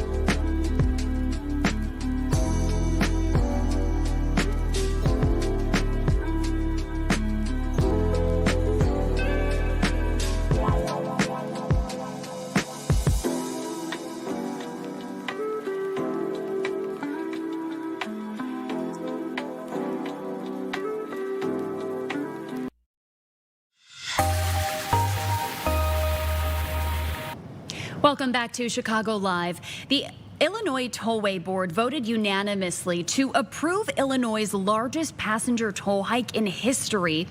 And the Illinois Policy Institute says that is despite 76% of online comments solicited by the tollway opposing those increases. Joining us to talk about this is Bryce Hill, the Senior Director of Fiscal and Economic Analysis at the Illinois Policy Institute. Hi, Bryce. Thanks for being here. Thank you for having me. So walk us through, give us a little bit of background about this vote that took place just this week, right? Absolutely, just this morning, in fact. And today was really the culmination of a highly political process that dates all the way back to last fall. So last November, Governor Pritzker was negotiating a bailout for the Regional Transit Authority. And in doing so, he took $1 billion from the state's road fund to balance the RTA's budget. And at the time, House Speaker Chris Welch said that a toll hike was going to be the price that had to be paid for union support of that bailout. So now, today, the board, which Governor Pritzker also appoints entirely and includes 2 members of unions that were part of that negotiation, voted unanimously to authorize that largest toll hike in state history. And I think former Tollway Board member and State Senator Bill Morris put it correctly when he said politicians determined that they're going to hike the tolls first and then cobbled together a rushed spending plan to determine how to spend that money to justify it. And how is this going to impact commuters? How much more are we going to be paying if we use the tollway? Yeah, so you'll have about a 45-cent increase for every toll that you're going to be hit with. So, if you were only passing through one toll to and from work every day, that's going to be about $225 a year in higher fees that you're going to be paying. It could be more if you have to pass through multiple tolls or if you're doing traveling on the tollway more often than that. But it's going to be hundreds of dollars for your typical driver in the area. And then also there's going to be costs for commercial drivers as well that are going to affect consumers and the prices that we pay in stores for goods. And this won't take effect immediately. When can people expect that it will be implemented? It's going to be implemented on January 1st, so the very beginning of next year. Another important component of this plan to highlight is they're raising the tolls beginning on January 1st through this one vote, but then also every other year, so every 2 years, it's going to automatically increase based on inflation. So there's going to be future toll hikes coming. They won't require the board to have to vote on them again. There won't be any accountability to drivers or consumers, but those tolls are going to be increasing as a result of today's vote. Oh, so that is going to happen, you're saying, without any notice, that tolls might just one day we wake up and they're higher than they were yesterday. Correct. January 1st, 2027, this hike goes into effect. January 1st, 2029, there will be another increase. And then in 2031, there will be another increase, all based on this one individual vote. And what do you think could have maybe been done differently? The Illinois Tollway is saying that this is part of their $26.5 billion Driving Connections capital program. And this program is scheduled for 2027 through 2042. Really a lengthy program and process. And they're saying that it's going to generate significant construction jobs and reinvest program funds locally, but also benefit the regional economy. In order to offset the cost of that program, what does the Illinois Policy Institute think could have been done, perhaps instead of increasing commuter costs? Sure. I think the first thing to recognize is that we're already in the middle of a capital plan for the tollway that just was passed and started last year. So we're only in year 2 of a 7-year capital plan that the tollway was calling Bridging the Future. Which was entirely self-funded at current toll rates. It didn't require the issuing of any bonds. It was a plan that was not only maintaining current tollways, but also investing in and upgrading the infrastructure that was already there. So we already had a bit of a plan in place that didn't require these toll hikes. And I also think it's important to remember the political nature of this. This is coming because of the RTA bailout situation. At the time in November, nobody was making any push for a big tollway capital plan because we had just implemented a new tollway capital plan. So this is more of they got the money first and then had to come up with a reason to justify it rather than needing the money, needing the capital investment and to invest in the tollway and infrastructure and then determining how to get those funds. This worked backwards. And that's evidenced by the fact that 100% of tollway miles are rated safe and acceptable. That's far higher than the statewide average. And we were already doing it at current toll rates. And I want to talk a little bit more about the comments that apparently 76% of online comments oppose these increases. What does that say about the decision to still move forward with this? I think it says that the public comments were never really going to be given much consideration anyway. So the Tollway Board in June announced what the plan was, and they had essentially 2 months to consider a permanent toll increase with automatic hikes every other year, and how they were going to spend a massive $26 billion over the next 15 years.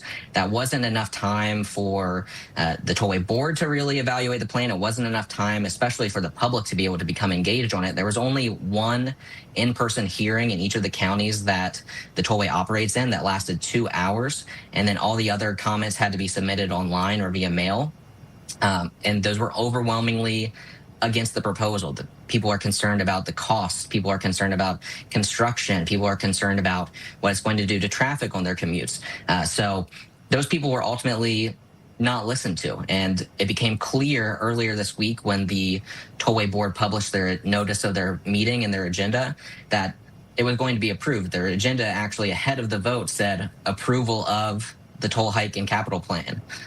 It was never a question in the board's mind. Interesting. And my next question was going to be, were you surprised that it was unanimous? But if that was the title on the agenda, perhaps not. Not surprised, because this is a deal that was brokered by Governor Pritzker, a board that he entirely appoints that included union members who had asked for this as a result to be able to support the RTA bailout. So the writing was a bit on the wall. I was hoping that because of the public outcry and concern about what this would do for the tollway and customers, that they would be listened to and there would be at least a little bit more discussion and maybe some dissent among the board. But unfortunately, we didn't see that. Thank you so much, Bryce. Is there anything else that you want viewers, that you want commuters to know?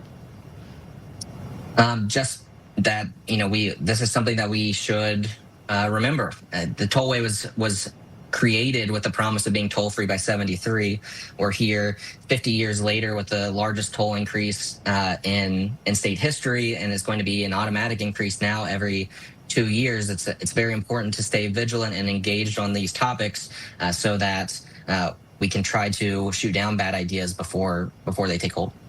All right, Bryce, thank you so much for taking the time to chat with us. Thanks for having me. That was Bryce Hill, Senior Director of Fiscal and Economic Analysis at the Illinois Policy Institute.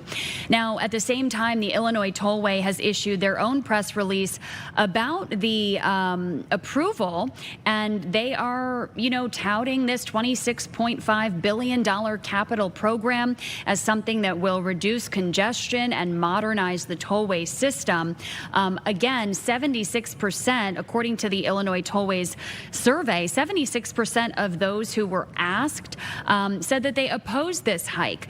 That hike still will go into effect in January, but was unanimously approved this morning.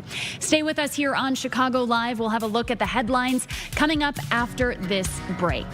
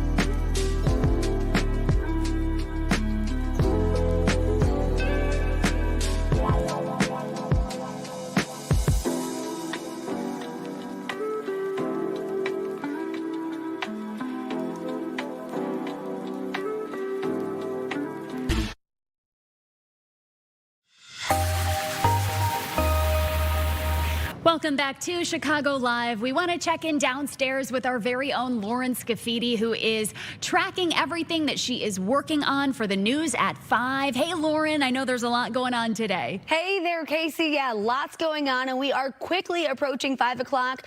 Just wrapped up our 2 o'clock meeting talking about what all our reporters are going to be covering today. So I just wanted to catch you guys up to speed so you know what to expect this afternoon. Let's start with Leslie. Our Leslie Moreno is going to be in Gary talking about the power outages there. We're actually expecting to hear from NIPSCO in about an hour. They're expected to give an update at 4 o'clock. So this is, something that we're really looking forward to. We have a lot of questions. 87,000 people still without power from the storms last week. Now, the storms happened last Tuesday, so it's been more than a week now, and all of these people still don't have power. So they're going to be talking about quite a bit, talking about getting the lights back on. Of course, they're going to also talk about the challenges that they're seeing specifically there in Gary with getting the power back on, and also next steps. A lot of people want to know timeline. How long are they going to be without power? It's already been more than a week. So we're expecting to hear that in about an hour. Leslie's going to break all of that down. Of course, they say crews are working around the clock right now to get everybody back up in the lights. We're also going to hear from the mayor of Gary, Indiana, at that press conference. So again, that's happening right at 4 o'clock. We'll take you there at 4 o'clock. Joni is going to be covering a story out of South Holland. There was a deadly hit and run over the weekend. Really, really sad. Police say they got a report of a guy lying in the road near the tracks. Police say it looks like he got hit and then dragged for quite a ways. Police say, based on the evidence from the scene, it looks like there would be damage to whatever car hit this person. So they say, if you know anything about some front end damage, maybe some broken lights, they really want you to get in touch with them as they're working to figure out who is responsible for this deadly hit and run. So we're going to talk to the family of that person who passed away. Our Brett Bagansky is covering Bears. This is something that he's been covering for a while now. Sounds like the Bears just hired some new lobbyists. They're trying to get a stadium-related bill through the legislature. Of course, this didn't happen a couple months ago when everybody was hoping that it would before the summer recess started to kick in. So Brett has some more information on that coming up at 4, 5, and 9. And I'll end it with Tia. Tia is covering a story about Gizmo. It's a new canine in the area who is going to be working on sniffing out electronics. Now, we're talking about stuff like laptops, USB drives, micro SD cards, stuff with child pornography and stuff like that on there. They say that Gizmo is just one of 4 dogs in Illinois that can do this kind of thing. So, of course, so unfortunate that we even need something like this, right? But really, really crucial in finding people responsible for this kind of stuff. So we're going to have all of those stories coming up at 4, 5, and 9 o'clock. Of course, plenty more that you can expect, Casey. So we are busy down here in the newsroom, but just wanted to catch you guys up to speed. All right, Lauren, thank you so much. And those canines are so talented. They have so many specific talents when they can sniff out those electronics or drugs or other paraphernalia. Really excited to see that story. Thank you so much. You're welcome. All right, stay with us here on Chicago Live. We're taking a quick break, and we will be right back. Joining us is Illinois Attorney General Kwame Raoul. Stay with us. We'll be back.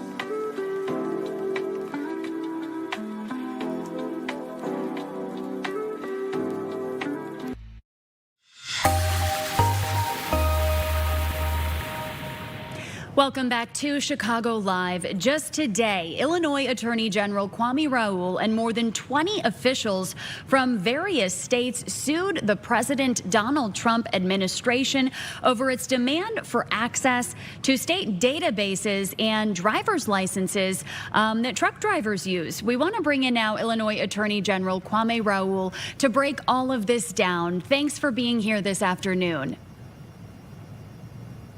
Uh-oh, I think you're muted. I'm sorry. Perfect. No worries. It's live TV. It happens.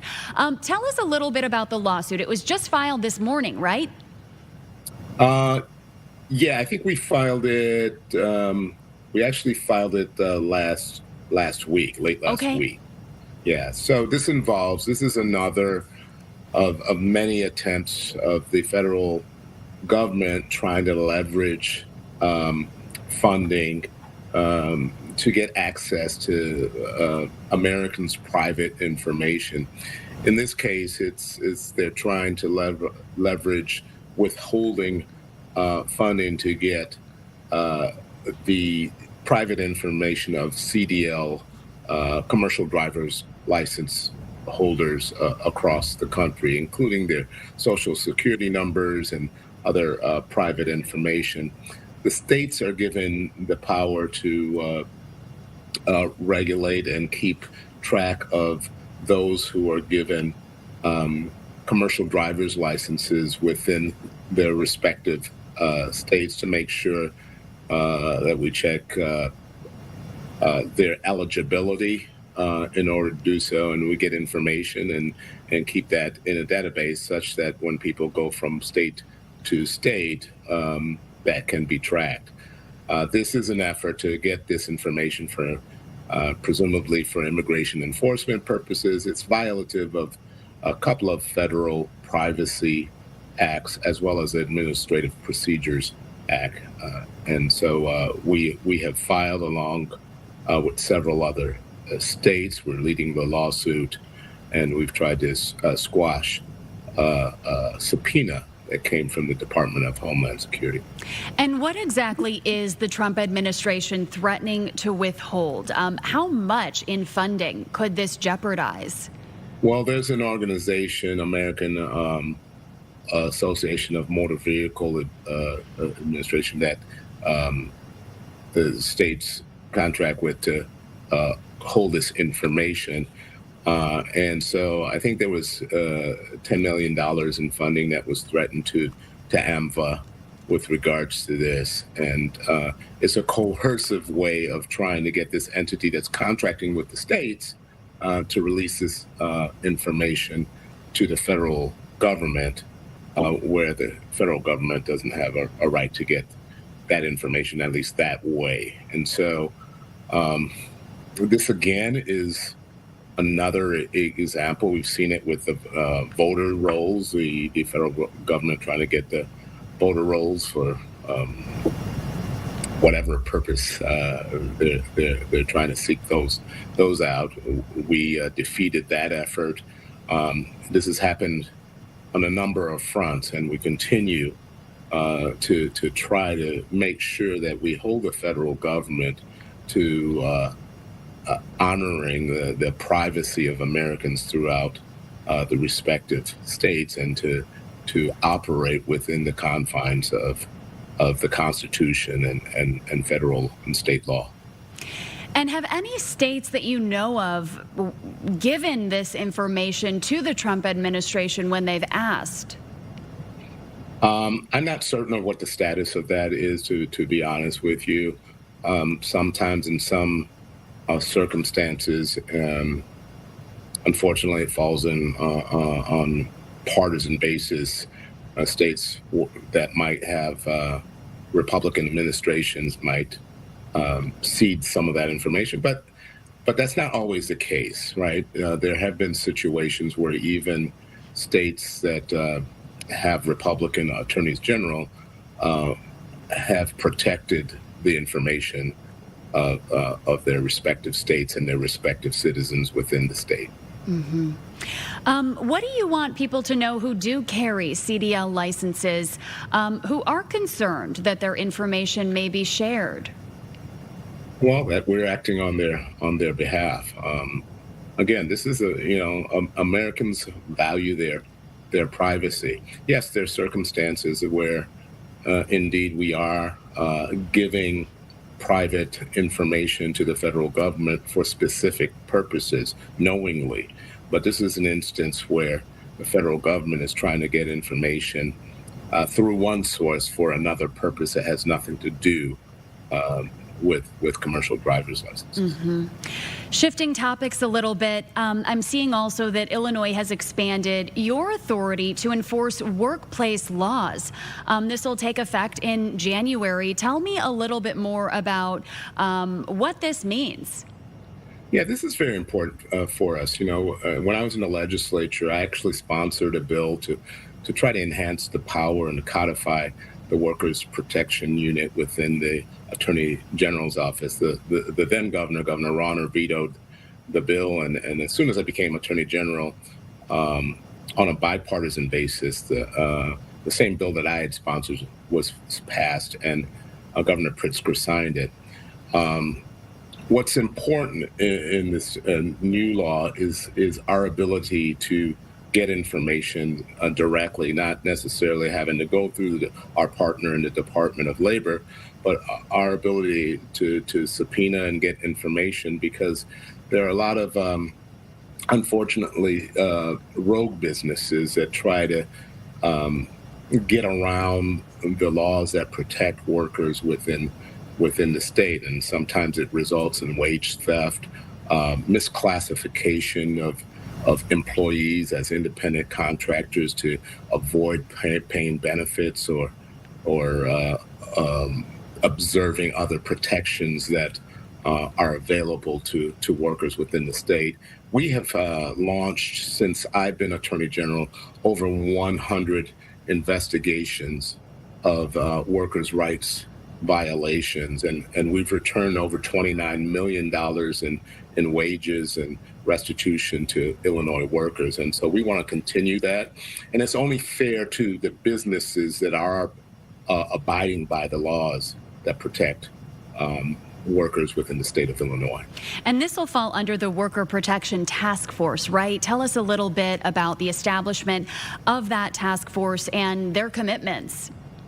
Well, it's important to recognize that we cannot do this alone, and we need to partner with local law enforcement. We need to partner with organized labor and other entities that advocate on behalf of workers within the state, and of course continue partnering with the Department of Labor, because some of the schemes that are employed to try to steal wages from employees, to try to get around worker protection laws, are multi-level schemes, and sometimes it requires collaboration for us to get down to the bottom of it and make sure we protect workers within the state of Illinois, and we are committed to do so.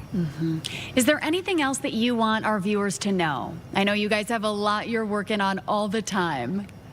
Well, I always like to lift up the lawyers and the support staff within the Attorney General's office. It's been a very challenging last 19 months. We're accustomed to working in partnership with the federal government, but over the last 19 months, there have been a number of lawsuits adverse either to the Department of Justice or to other federal administrations. But it's important to also recognize, notwithstanding those lawsuits, we continue to work in partnership with our local law enforcement partners. We have a tremendous partnership with the ATF, the DEA, the FBI, and other law enforcement partners within the state at a local level.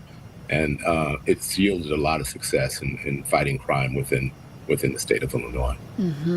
And back to that CDL lawsuit, how soon do you expect resolution? This could take quite some time. Yeah, well, we hope to get a response on a motion to quash the subpoena from the DHS, and we should be in ongoing litigation with regards to to the Department of Transportation and the other parties. All right. Thank you so much for joining us this afternoon. We appreciate your time as always. Thank you for having me. All right. That was Illinois Attorney General Kwame Raoul. Before we go to break, quick update on the game. The third game of the Crosstown Classic Series. The White Sox are up 1-0, and it is the top of the 8th. They had a great day for a ball game at Wrigley Field today. The weather is just beautiful out. Stay with us here on Chicago Live. We've got still about 48 minutes left together. We'll be right back.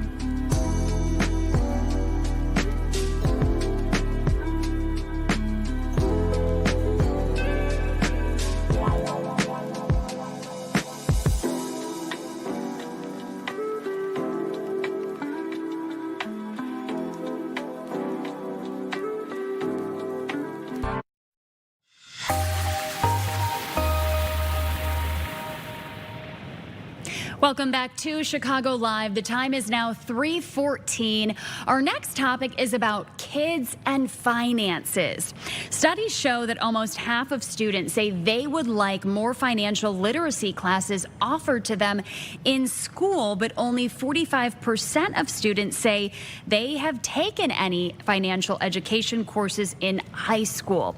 We want to introduce now Aristotle Macris of Goldstone Financial Group to talk a little bit about this really important topic. Hi, thank you for being here. Oh, thank you for having me. So tell us a little bit about what you have seen in terms of the financial literacy classes that are available to kids and the demand. Yeah, unfortunately, the financial literacy programs are sparse. I wish there was more involvement with that at younger ages because it's so important for children to understand the value of money. But more importantly, I think that the value of money and understanding how it can be used really should start at home with parents. Yeah, and what do you suggest that parents, caregivers start with on a topic that maybe they don't know where to begin? Yeah, so that's a good question. You want to start as early as possible, and sometimes it's not even monetary. When children are very young, before they even understand the concept of money, they should understand the concept of work and barter. Doing something nice for mom and dad yields some type of benefits. And then as they get older, of course, you introduce them to the concept of money when they get into elementary school, for instance, and they start earning an allowance. But it has to be an earned allowance. They have to do something to earn that money so they could understand that money just doesn't come easy. It comes with effort, and then what to do with the money after that. For instance, they could take the parents could encourage the child to take a portion of that money, half of that money, and put it in their piggy bank, and they could spend the rest. And it teaches them about savings, and on through as they get older into more advanced concepts. And is there an age that's too young to start? Absolutely not. Absolutely not. I mean, from the moment that children understand that good works come with benefits, that all flows through to money. So it could be, as early as understanding to walk around and help mom and dad around the house. And this is really interesting. Nearly half of children 14 or under say they're worried about their finances in the future. That's an interesting statistic, and I'm actually kind of happy to hear that, because at that age, there's still plenty of time to put in action to teach them about budgeting, to teach them about financial awareness, to make sure that they set themselves up for their future. So it's really nice to hear that the concern is coming at such a young age. And what are some things that maybe kids at home can do to practice those smart money habits? Yeah, so a lot of it has to do with understanding what money is and how it's used. One of the things that parents can do is they could take their child out shopping and say, here's $100. We need to buy groceries for the week. Let's go out and see, can we stay within this budget on very simple terms? And if there's money left over, maybe we could take a portion of that and go buy an ice cream cone. And it shows them that saving has some type of benefits to it. If we're conscious about the money that's being spent, there's definitely benefits to it. And that's where it can all start off. And when the kids get into high school and they start working, understanding the concept that, something, the government's going to withhold a certain amount in taxes. And teach the child what those taxes are for. What does the government intend to use it for? Along with saving for IRA accounts, saving in 401k plans, and what the power of those retirement plans are. So there's a lot that can be done, and a lot of it can be done at the house. Formal financial planning and formal financial awareness in the schools and creating programs, I think, is fantastic. But the practice really starts in the home. And some schools are offering, financial literacy courses, but a lot aren't. Why don't you think that this is part of the curriculum at all schools? That's a really good question, and I think it should be part of the curriculum of all schools. I think the issue is, how do we squeeze that in amongst everything else that needs to be taught in the school system? But financial awareness is it's so important, because it's something that no matter what profession, no matter what you're studying in school, that's always going to be used. It's always going to be necessary in life. So I'm a big proponent, and hopefully there's more organizations that can stand up and offer these type of programs within schools, and make the time for these kids, if not even after school programs for kids that are interested. Absolutely. What do you suggest to set up your kids for a successful financial future when it comes to maybe a savings account outside of the, creating healthy habits at home? Are there things that you suggest in terms of setting up a savings account, maybe allowing them to have a checking account at a certain age? How young for that would you suggest, and what do you recommend? Yeah, so savings accounts can start early. They can start in the middle school or even in the elementary school level, where the children could take the money that they're receiving from birthday gifts and whatnot and deposit it and see what the system is, how the money gets into a bank, how they possibly can earn interest on that money, and watch how it grows. So they can learn about compounding. As they get older, of course, when they're working, they're going to be exposed to retirement plans, such as 401k plans. They're going to be exposed to IRA accounts, and basically explain to them how this savings can really benefit you in the future. I mean, don't get me wrong. The kids are young. It stinks not being able to spend the money that they're earning. But by the same token, you have to show them a bigger picture and show how they could benefit from it. Yeah, that is absolutely great advice, because they get the cash and sometimes they want to run out to Target, run out to the store. But yeah, thank you so much, Aristotle, for joining us. We appreciate your time. Thank you so much for having me. All right, that was Aristotle Macris. Thank you so much. All right, I believe, do we have our next guest here? Okay, not just yet. We're going to go to a quick break, and then coming up, we will be chatting about a skin cancer vaccine. Really interesting trial that we'll be talking about when we come back.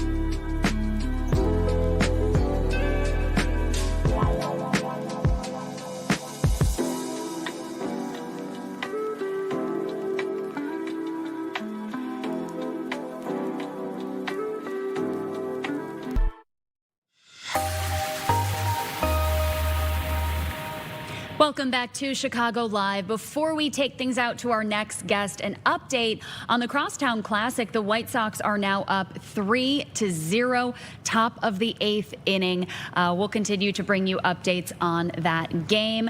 Tonight, the Cubs did have a chance to sweep the Sox in this series, but right now, again, the Sox are up 3-0.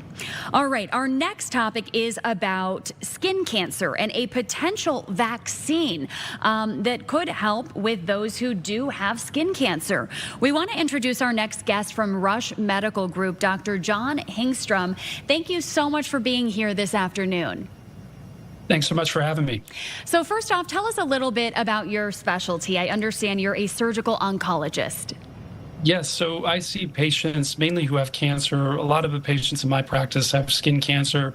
One of the more deadly versions of that is melanoma, where we'll do a procedure to remove the primary tumor on their skin, and also sometimes lymph nodes as well, especially if there's been some spread of the cancer.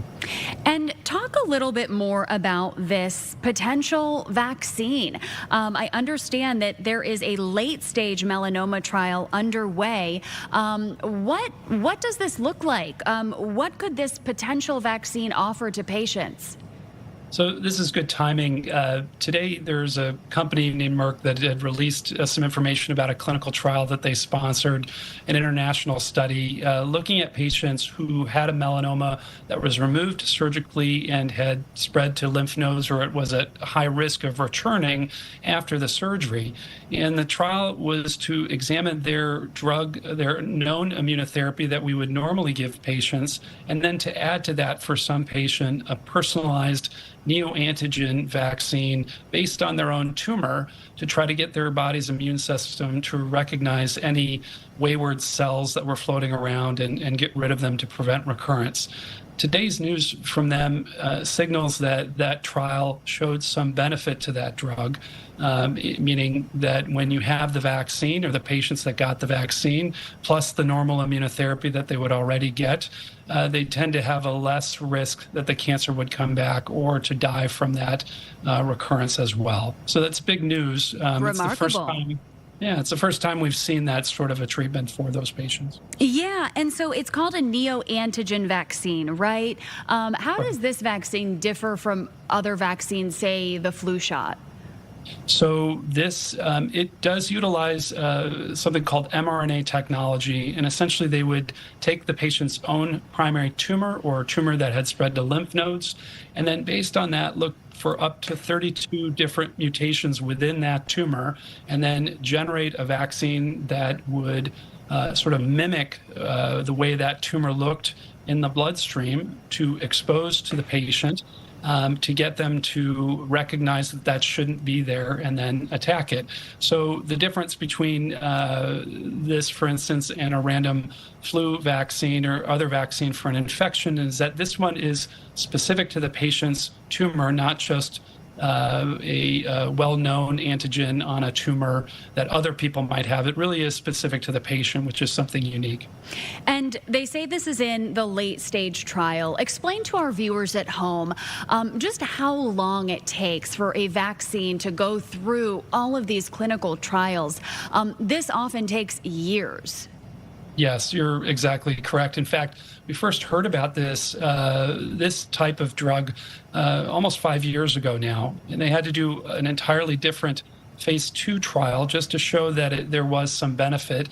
When they say late stage trial, what they mean is that they're comparing it in a placebo-controlled trial against what we do standardly, which is just to give a single drug to prevent the cancer from coming back. This is in addition to that. So this has taken probably 5 to 10 years in the making, although the technology around it is relatively recent. This mRNA-based vaccine type treatment, obviously we heard a lot about this around the pandemic, and this type of treatment has some applications not only with this cancer but with other ones as well.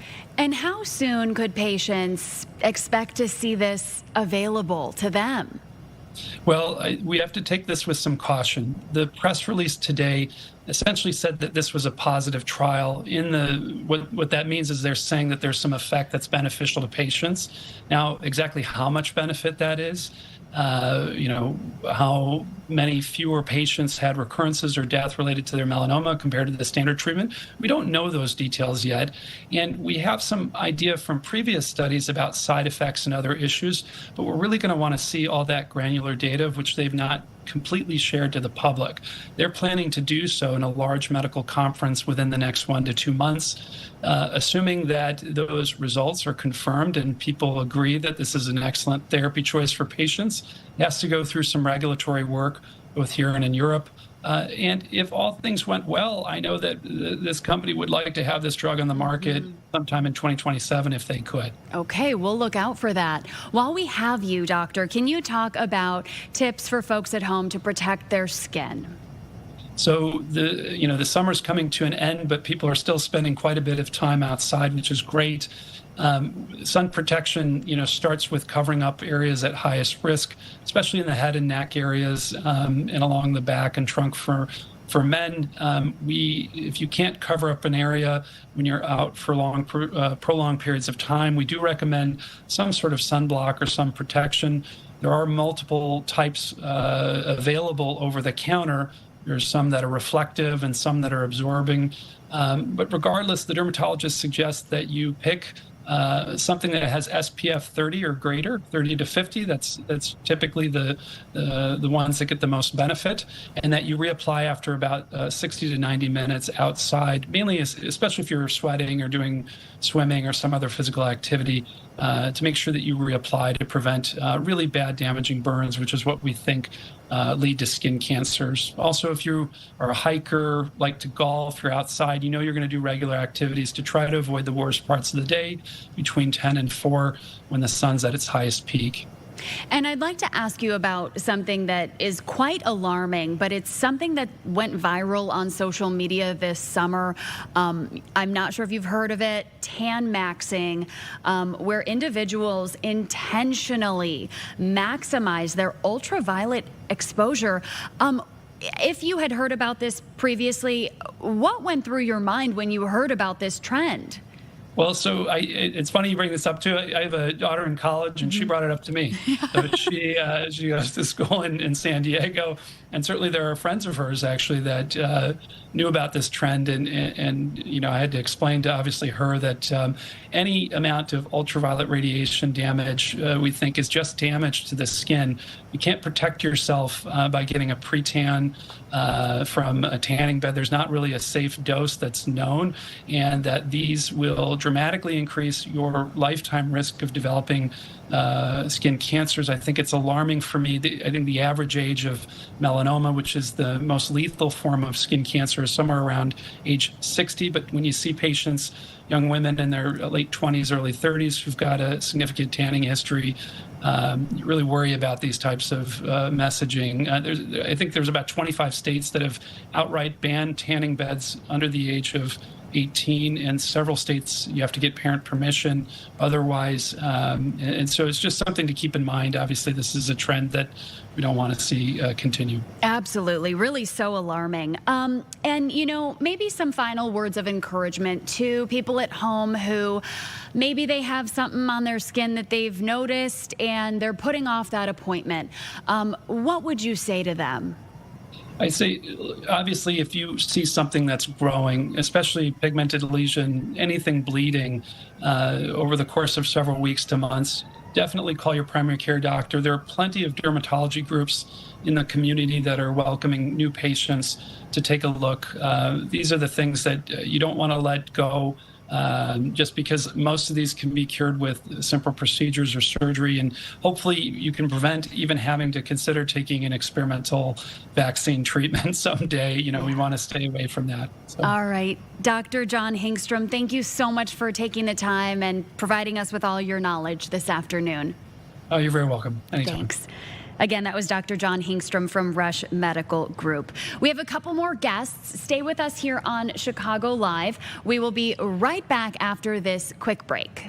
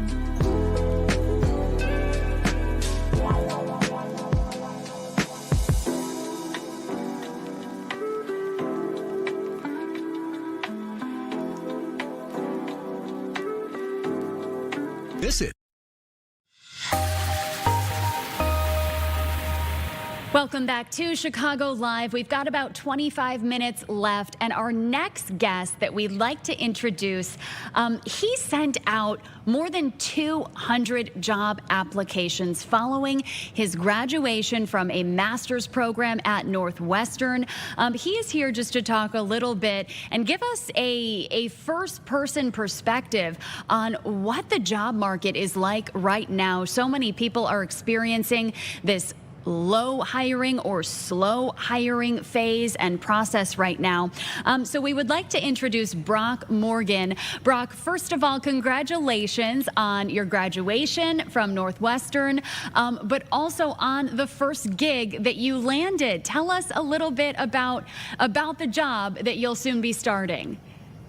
Oh, yeah, for sure. So at Fox 54 in Huntsville, Alabama, I'll be an anchor and reporter covering both news and sports. And it really kind of fit the bill for me as far as what I was looking for with my first job coming out of school. Going to have some opportunities to anchor, going to have some opportunities to cover sports as well. And then also, just being in a space where I can be myself, having braids, having facial hair, that kind of thing, it wasn't. Not everybody was receptive of that, so they're definitely going to let me be myself, and that was a plus for me as well. Well, we're so happy to have someone else joining the journalism ranks. Tell us a little bit about your background. You played football at Howard University before going on to Northwestern. Oh, yeah, for sure. So I did Howard in 3 years, played football, wrote for the newspaper and the magazine there. I also felt like I did a good job of taking advantage of my community.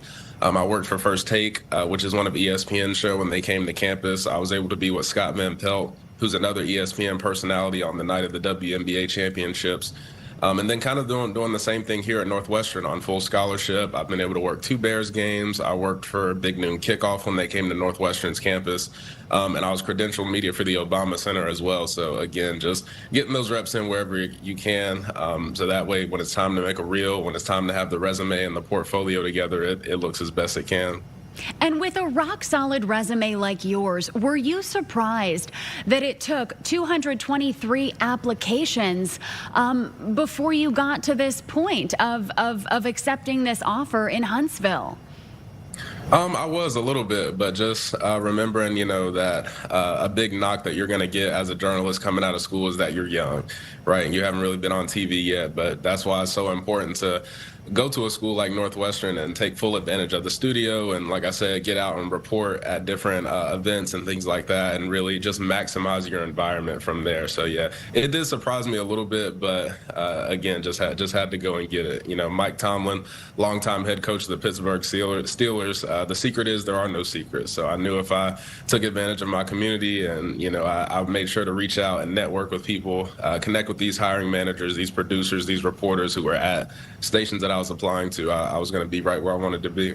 And talk a little bit about your process. When you were applying for these jobs, were you also reaching out, emailing the people that you were sending these applications to on top of just the formal application through the website? This is really it's a full-time job looking for a new job. Oh, yeah, for sure. And I'm sure you know this, but I don't think everybody does. So a lot of local stations are owned by parent companies. So Scripps, Hearst, Nexstar, Tegna, they're a lot of the main parent companies. And so just making sure you're connected with recruiters of those companies, and then just living on their website, right? Making sure your profile is together, your resume, so that way you can apply to as many jobs as you can. And then, of course, like I said, connecting with these reporters, these hiring managers, these producers at the station, so that way you're not just another application coming through. The field is competitive, but I mean, it's like the old cliche, nothing worth having comes easy. So just had to make sure I had an appetite for that as well. And the other students that you graduated with, have they experienced something similar, just sending out applications that sometimes it feels like they're just going out into the ether and you don't even know if anyone's looking at them? Have you heard similar stories from your peers? Oh, yeah, for sure. And I can't speak for everybody, but I can speak for myself. Definitely had a taste of that. Looking for internships over the summer, especially here. Chicago's the #3 media market. So it just reflects that. You have people who might have been in the business a decade trying to work to get to a city like Chicago. So again, it is tough, but, just had to continue to stay persistent with it. And where did you grow up originally? Kannapolis, North Carolina, right outside of Charlotte. Awesome. And where do you hope to end up one day? Huntsville and then perhaps a few other markets? Yeah, for sure. So the long-term goal for me is to be a network analyst for college or pro football. So guys like Steve Weish, who has been a mentor to me, he went to Howard as well.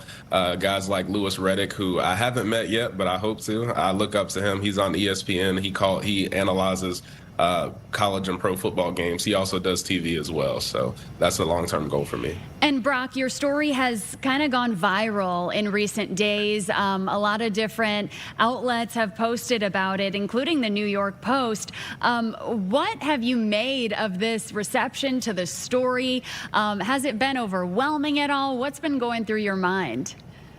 A little bit overwhelming, yeah. So I was just getting back from NABJ in Atlanta, and I told myself I was going to take a break, wasn't going to do anything, and obviously that didn't happen. But I have a group chat with some guys, and we either went to school together or connected last year at NABJ in Cleveland, and we all kept up. And somebody sent it in there, and I thought they were messing with me, but followed the link, and it was real. And one thing led to another. My local station back home, Channel 9 WSOC, they picked it up, and ABC News, they picked it up on their streaming platform as well. So it's been a little bit of a whirlwind, but I'm thankful for the publicity for sure. Well, when it rains, it pours. Brock, we wish you nothing but the best. When is your first day? September 21st. Okay, all right, about a month from this Friday. Any advice? My last question for you. Any advice to maybe someone who's just starting out in their college career, wanting to pursue journalism or another path, but just you were persistent and it paid off. What's your advice to them? Thank you. I would say start now, right? I mean, unfortunately, like I said, the industry is tough. It is competitive, but we're in a little bit of a golden age, I would say right now. Nothing's stopping you from, having your own podcast, your own YouTube channel, your own social media, that kind of thing. So I feel like start now, whatever it is, even if it's not journalism, right? If you want to, go into software, right? There's so much out there as far as AI, that kind of thing. If you want to, go into design, start drawing now, have your portfolio together now. So that would be my biggest advice to anybody out there. We can't wait to see all the great things you do, Brock. Thanks for joining us. No problem. Thank you for having me. All right. That was Brock Morgan. He'll be reporting for Fox 54 in Huntsville. Big dreams, and he is well on his way. Stay with us here on Chicago Live. We will be right back after this break, and we've got one more guest joining us when we come back.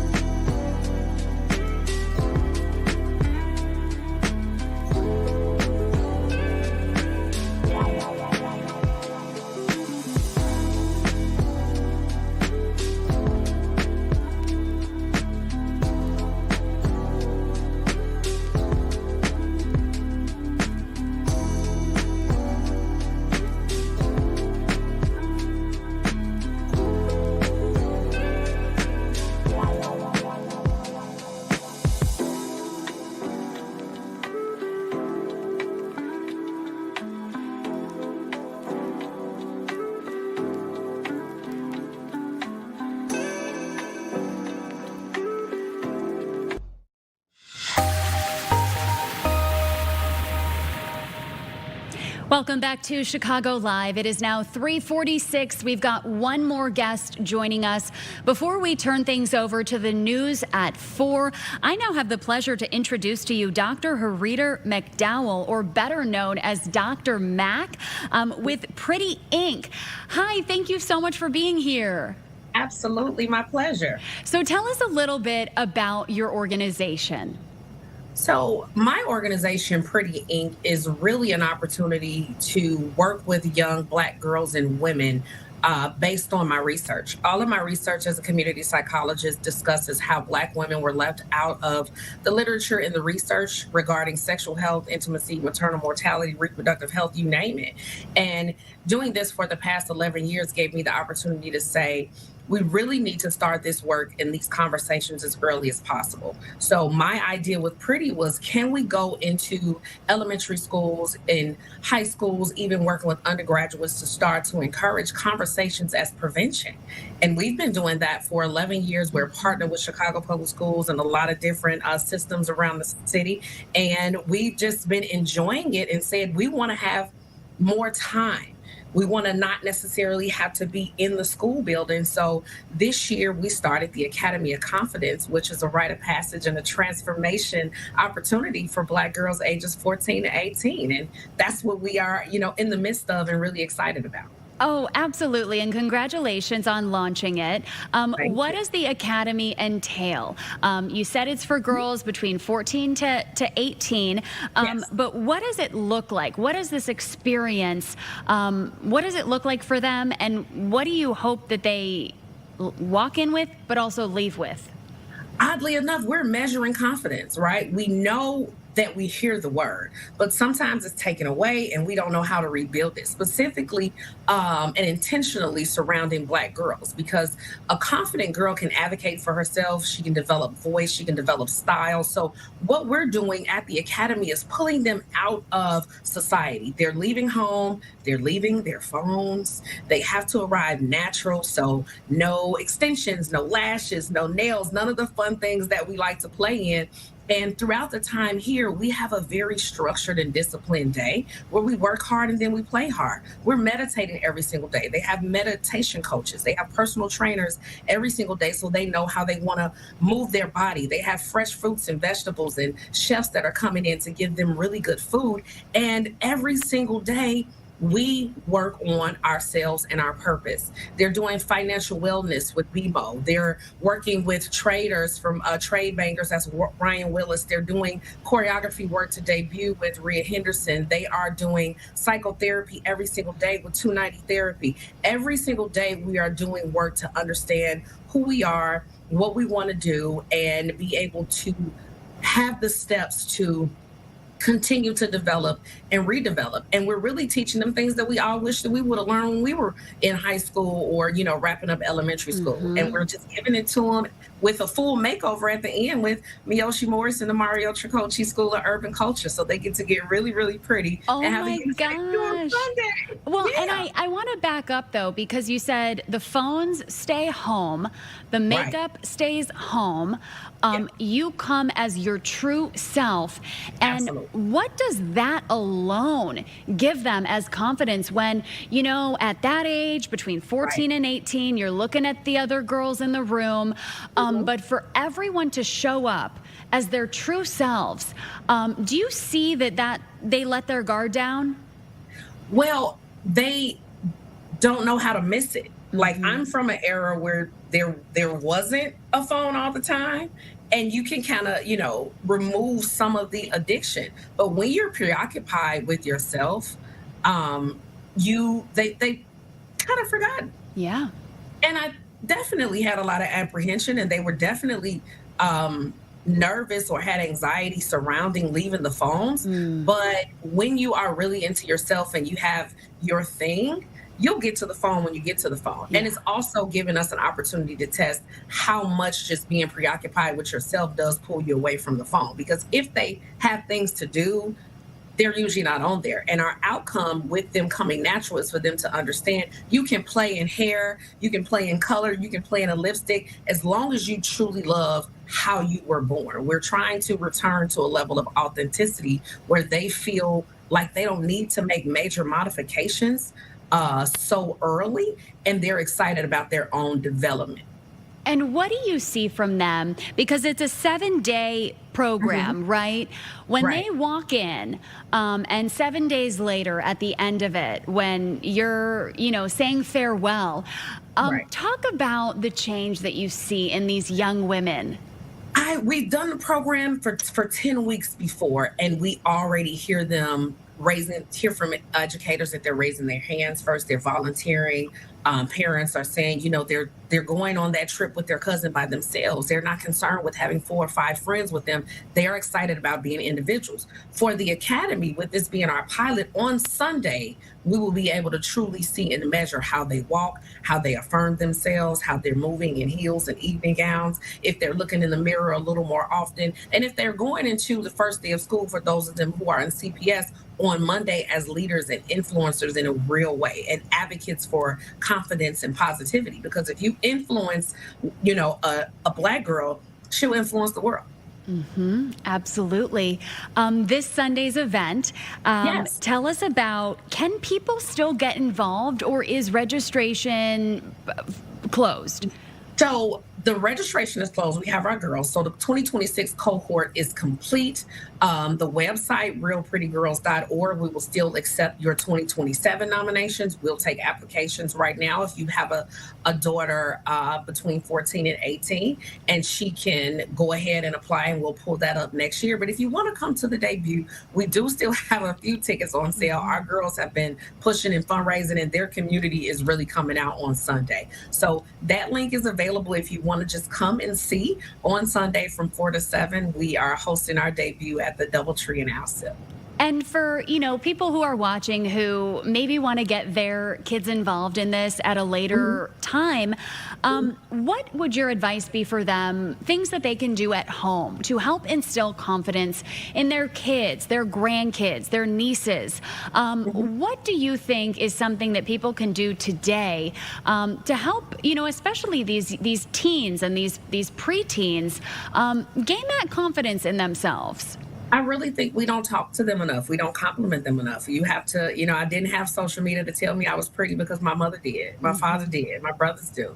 So just making sure that you're paying them attention, that you're listening to their interests and not judging them, that you're asking why they're listening to a certain song or why they want to wear a certain outfit, and you're not projecting on them, and being a positive voice. So make sure you're watching your words with the jokes that you might crack about them, or the comments that you may make about their height, their weight, their complexion, their hair texture, because all of those things play a role in snatching confidence. So if you're the aunt or if you're the family member that wants to be, the advocate for self-love, security, and self-care, then you be the one to lead the girls' days or the get-togethers and tell them your truth. They learn from our stories if we give them to them, and that grows their confidence for sure.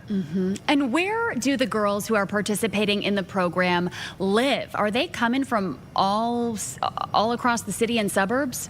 They are. We have, girls that are coming from, the Beverly area, and they're coming from Catholic schools. We have the Hyde Park area, the Woodline area, all the way to the Gold Coast and far north. So we have even a young lady who's completely homeschooled, who's being raised by her dad. So they are from all different walks of the city. Yeah. And I'm sure they're building their own friendships among this cohort, because how could you not bond with the people who are doing this? Yes. And at the end, we call them the Confidence Collective. So there is a 120-day follow-up where we'll have pop-ups and hangouts until Thanksgiving, and they will become the alumni that joins us next year, so they can meet, the class of 2027. So we are hopeful that they're not only developing relationships with each other, but they are becoming advocates in their community, in their culture, with themselves, and that they'll come back and become mentors and at some point be a facilitator. And Pretty Inc. does a lot of other wonderful things. You said you partner with CPS, but also providing comprehensive reproductive health education to these young women. Real quick, I want you to touch on that just a little bit deeper before we let you go. Okay. So reproductive health is one of those things that we don't discuss until we're in a reproductive health crisis. And being in this space, specifically working with Black maternal mortality, we understand that a lot of people have challenges that they just don't know until after they're married or after they're, already attempting to have a baby or anything like that. So talking to young girls about reproductive health gives them an opportunity to practice prevention, to really talk to their mom about their history and their genetics. So when they are in high school or even when they're in college, they can say, I want to know if I have PCOS. I need to understand how many eggs that I was born with and understand what my body is going to do. So I'm not in a situation later in life where I'm unsure, because a lot of premenopausal challenges are hitting women on a regular basis, and we're hearing about it every single day. So at Pretty, we have open and honest conversations where we don't promote abstinence, we don't promote marriage, we don't lead with fear. We let them know what all of their choices are so they can be advocates for themselves and understand what the consequence may be. So not really pushing some of the older narratives that kept us in silence, but once again saying, if we're talking about it, we are already preventing some of the challenges that we've gone through. Well, you are changing lives, Dr. Mack. We appreciate you joining us, and have an amazing event on Sunday. I appreciate it. Thank you. All right. Thanks for being here. Come back anytime. Thank you for watching Chicago Live today on this Wednesday. Quick update for you. The White Sox have won this afternoon's Crosstown Classic game 3-0. Let's take one quick look outside before we send things over to the news at 4. Really just a gorgeous day out. You see some boats in the lake there, and a lot of people still visiting the Bean. Thank you for being here today. Jake will be back tomorrow. Have a wonderful rest of your day. The news at 4 starts in just a couple minutes, followed by the news at 5. Have a great day.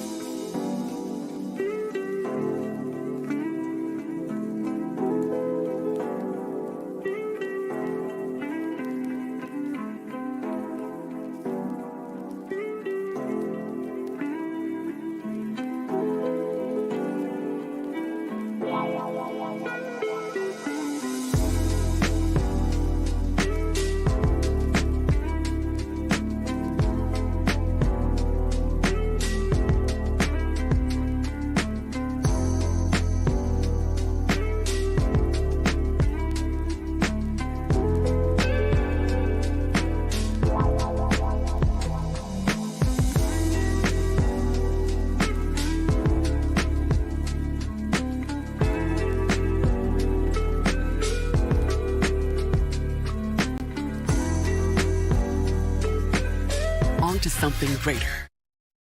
Live from Chicago, this is Fox 32 News at 4. Illinois tollway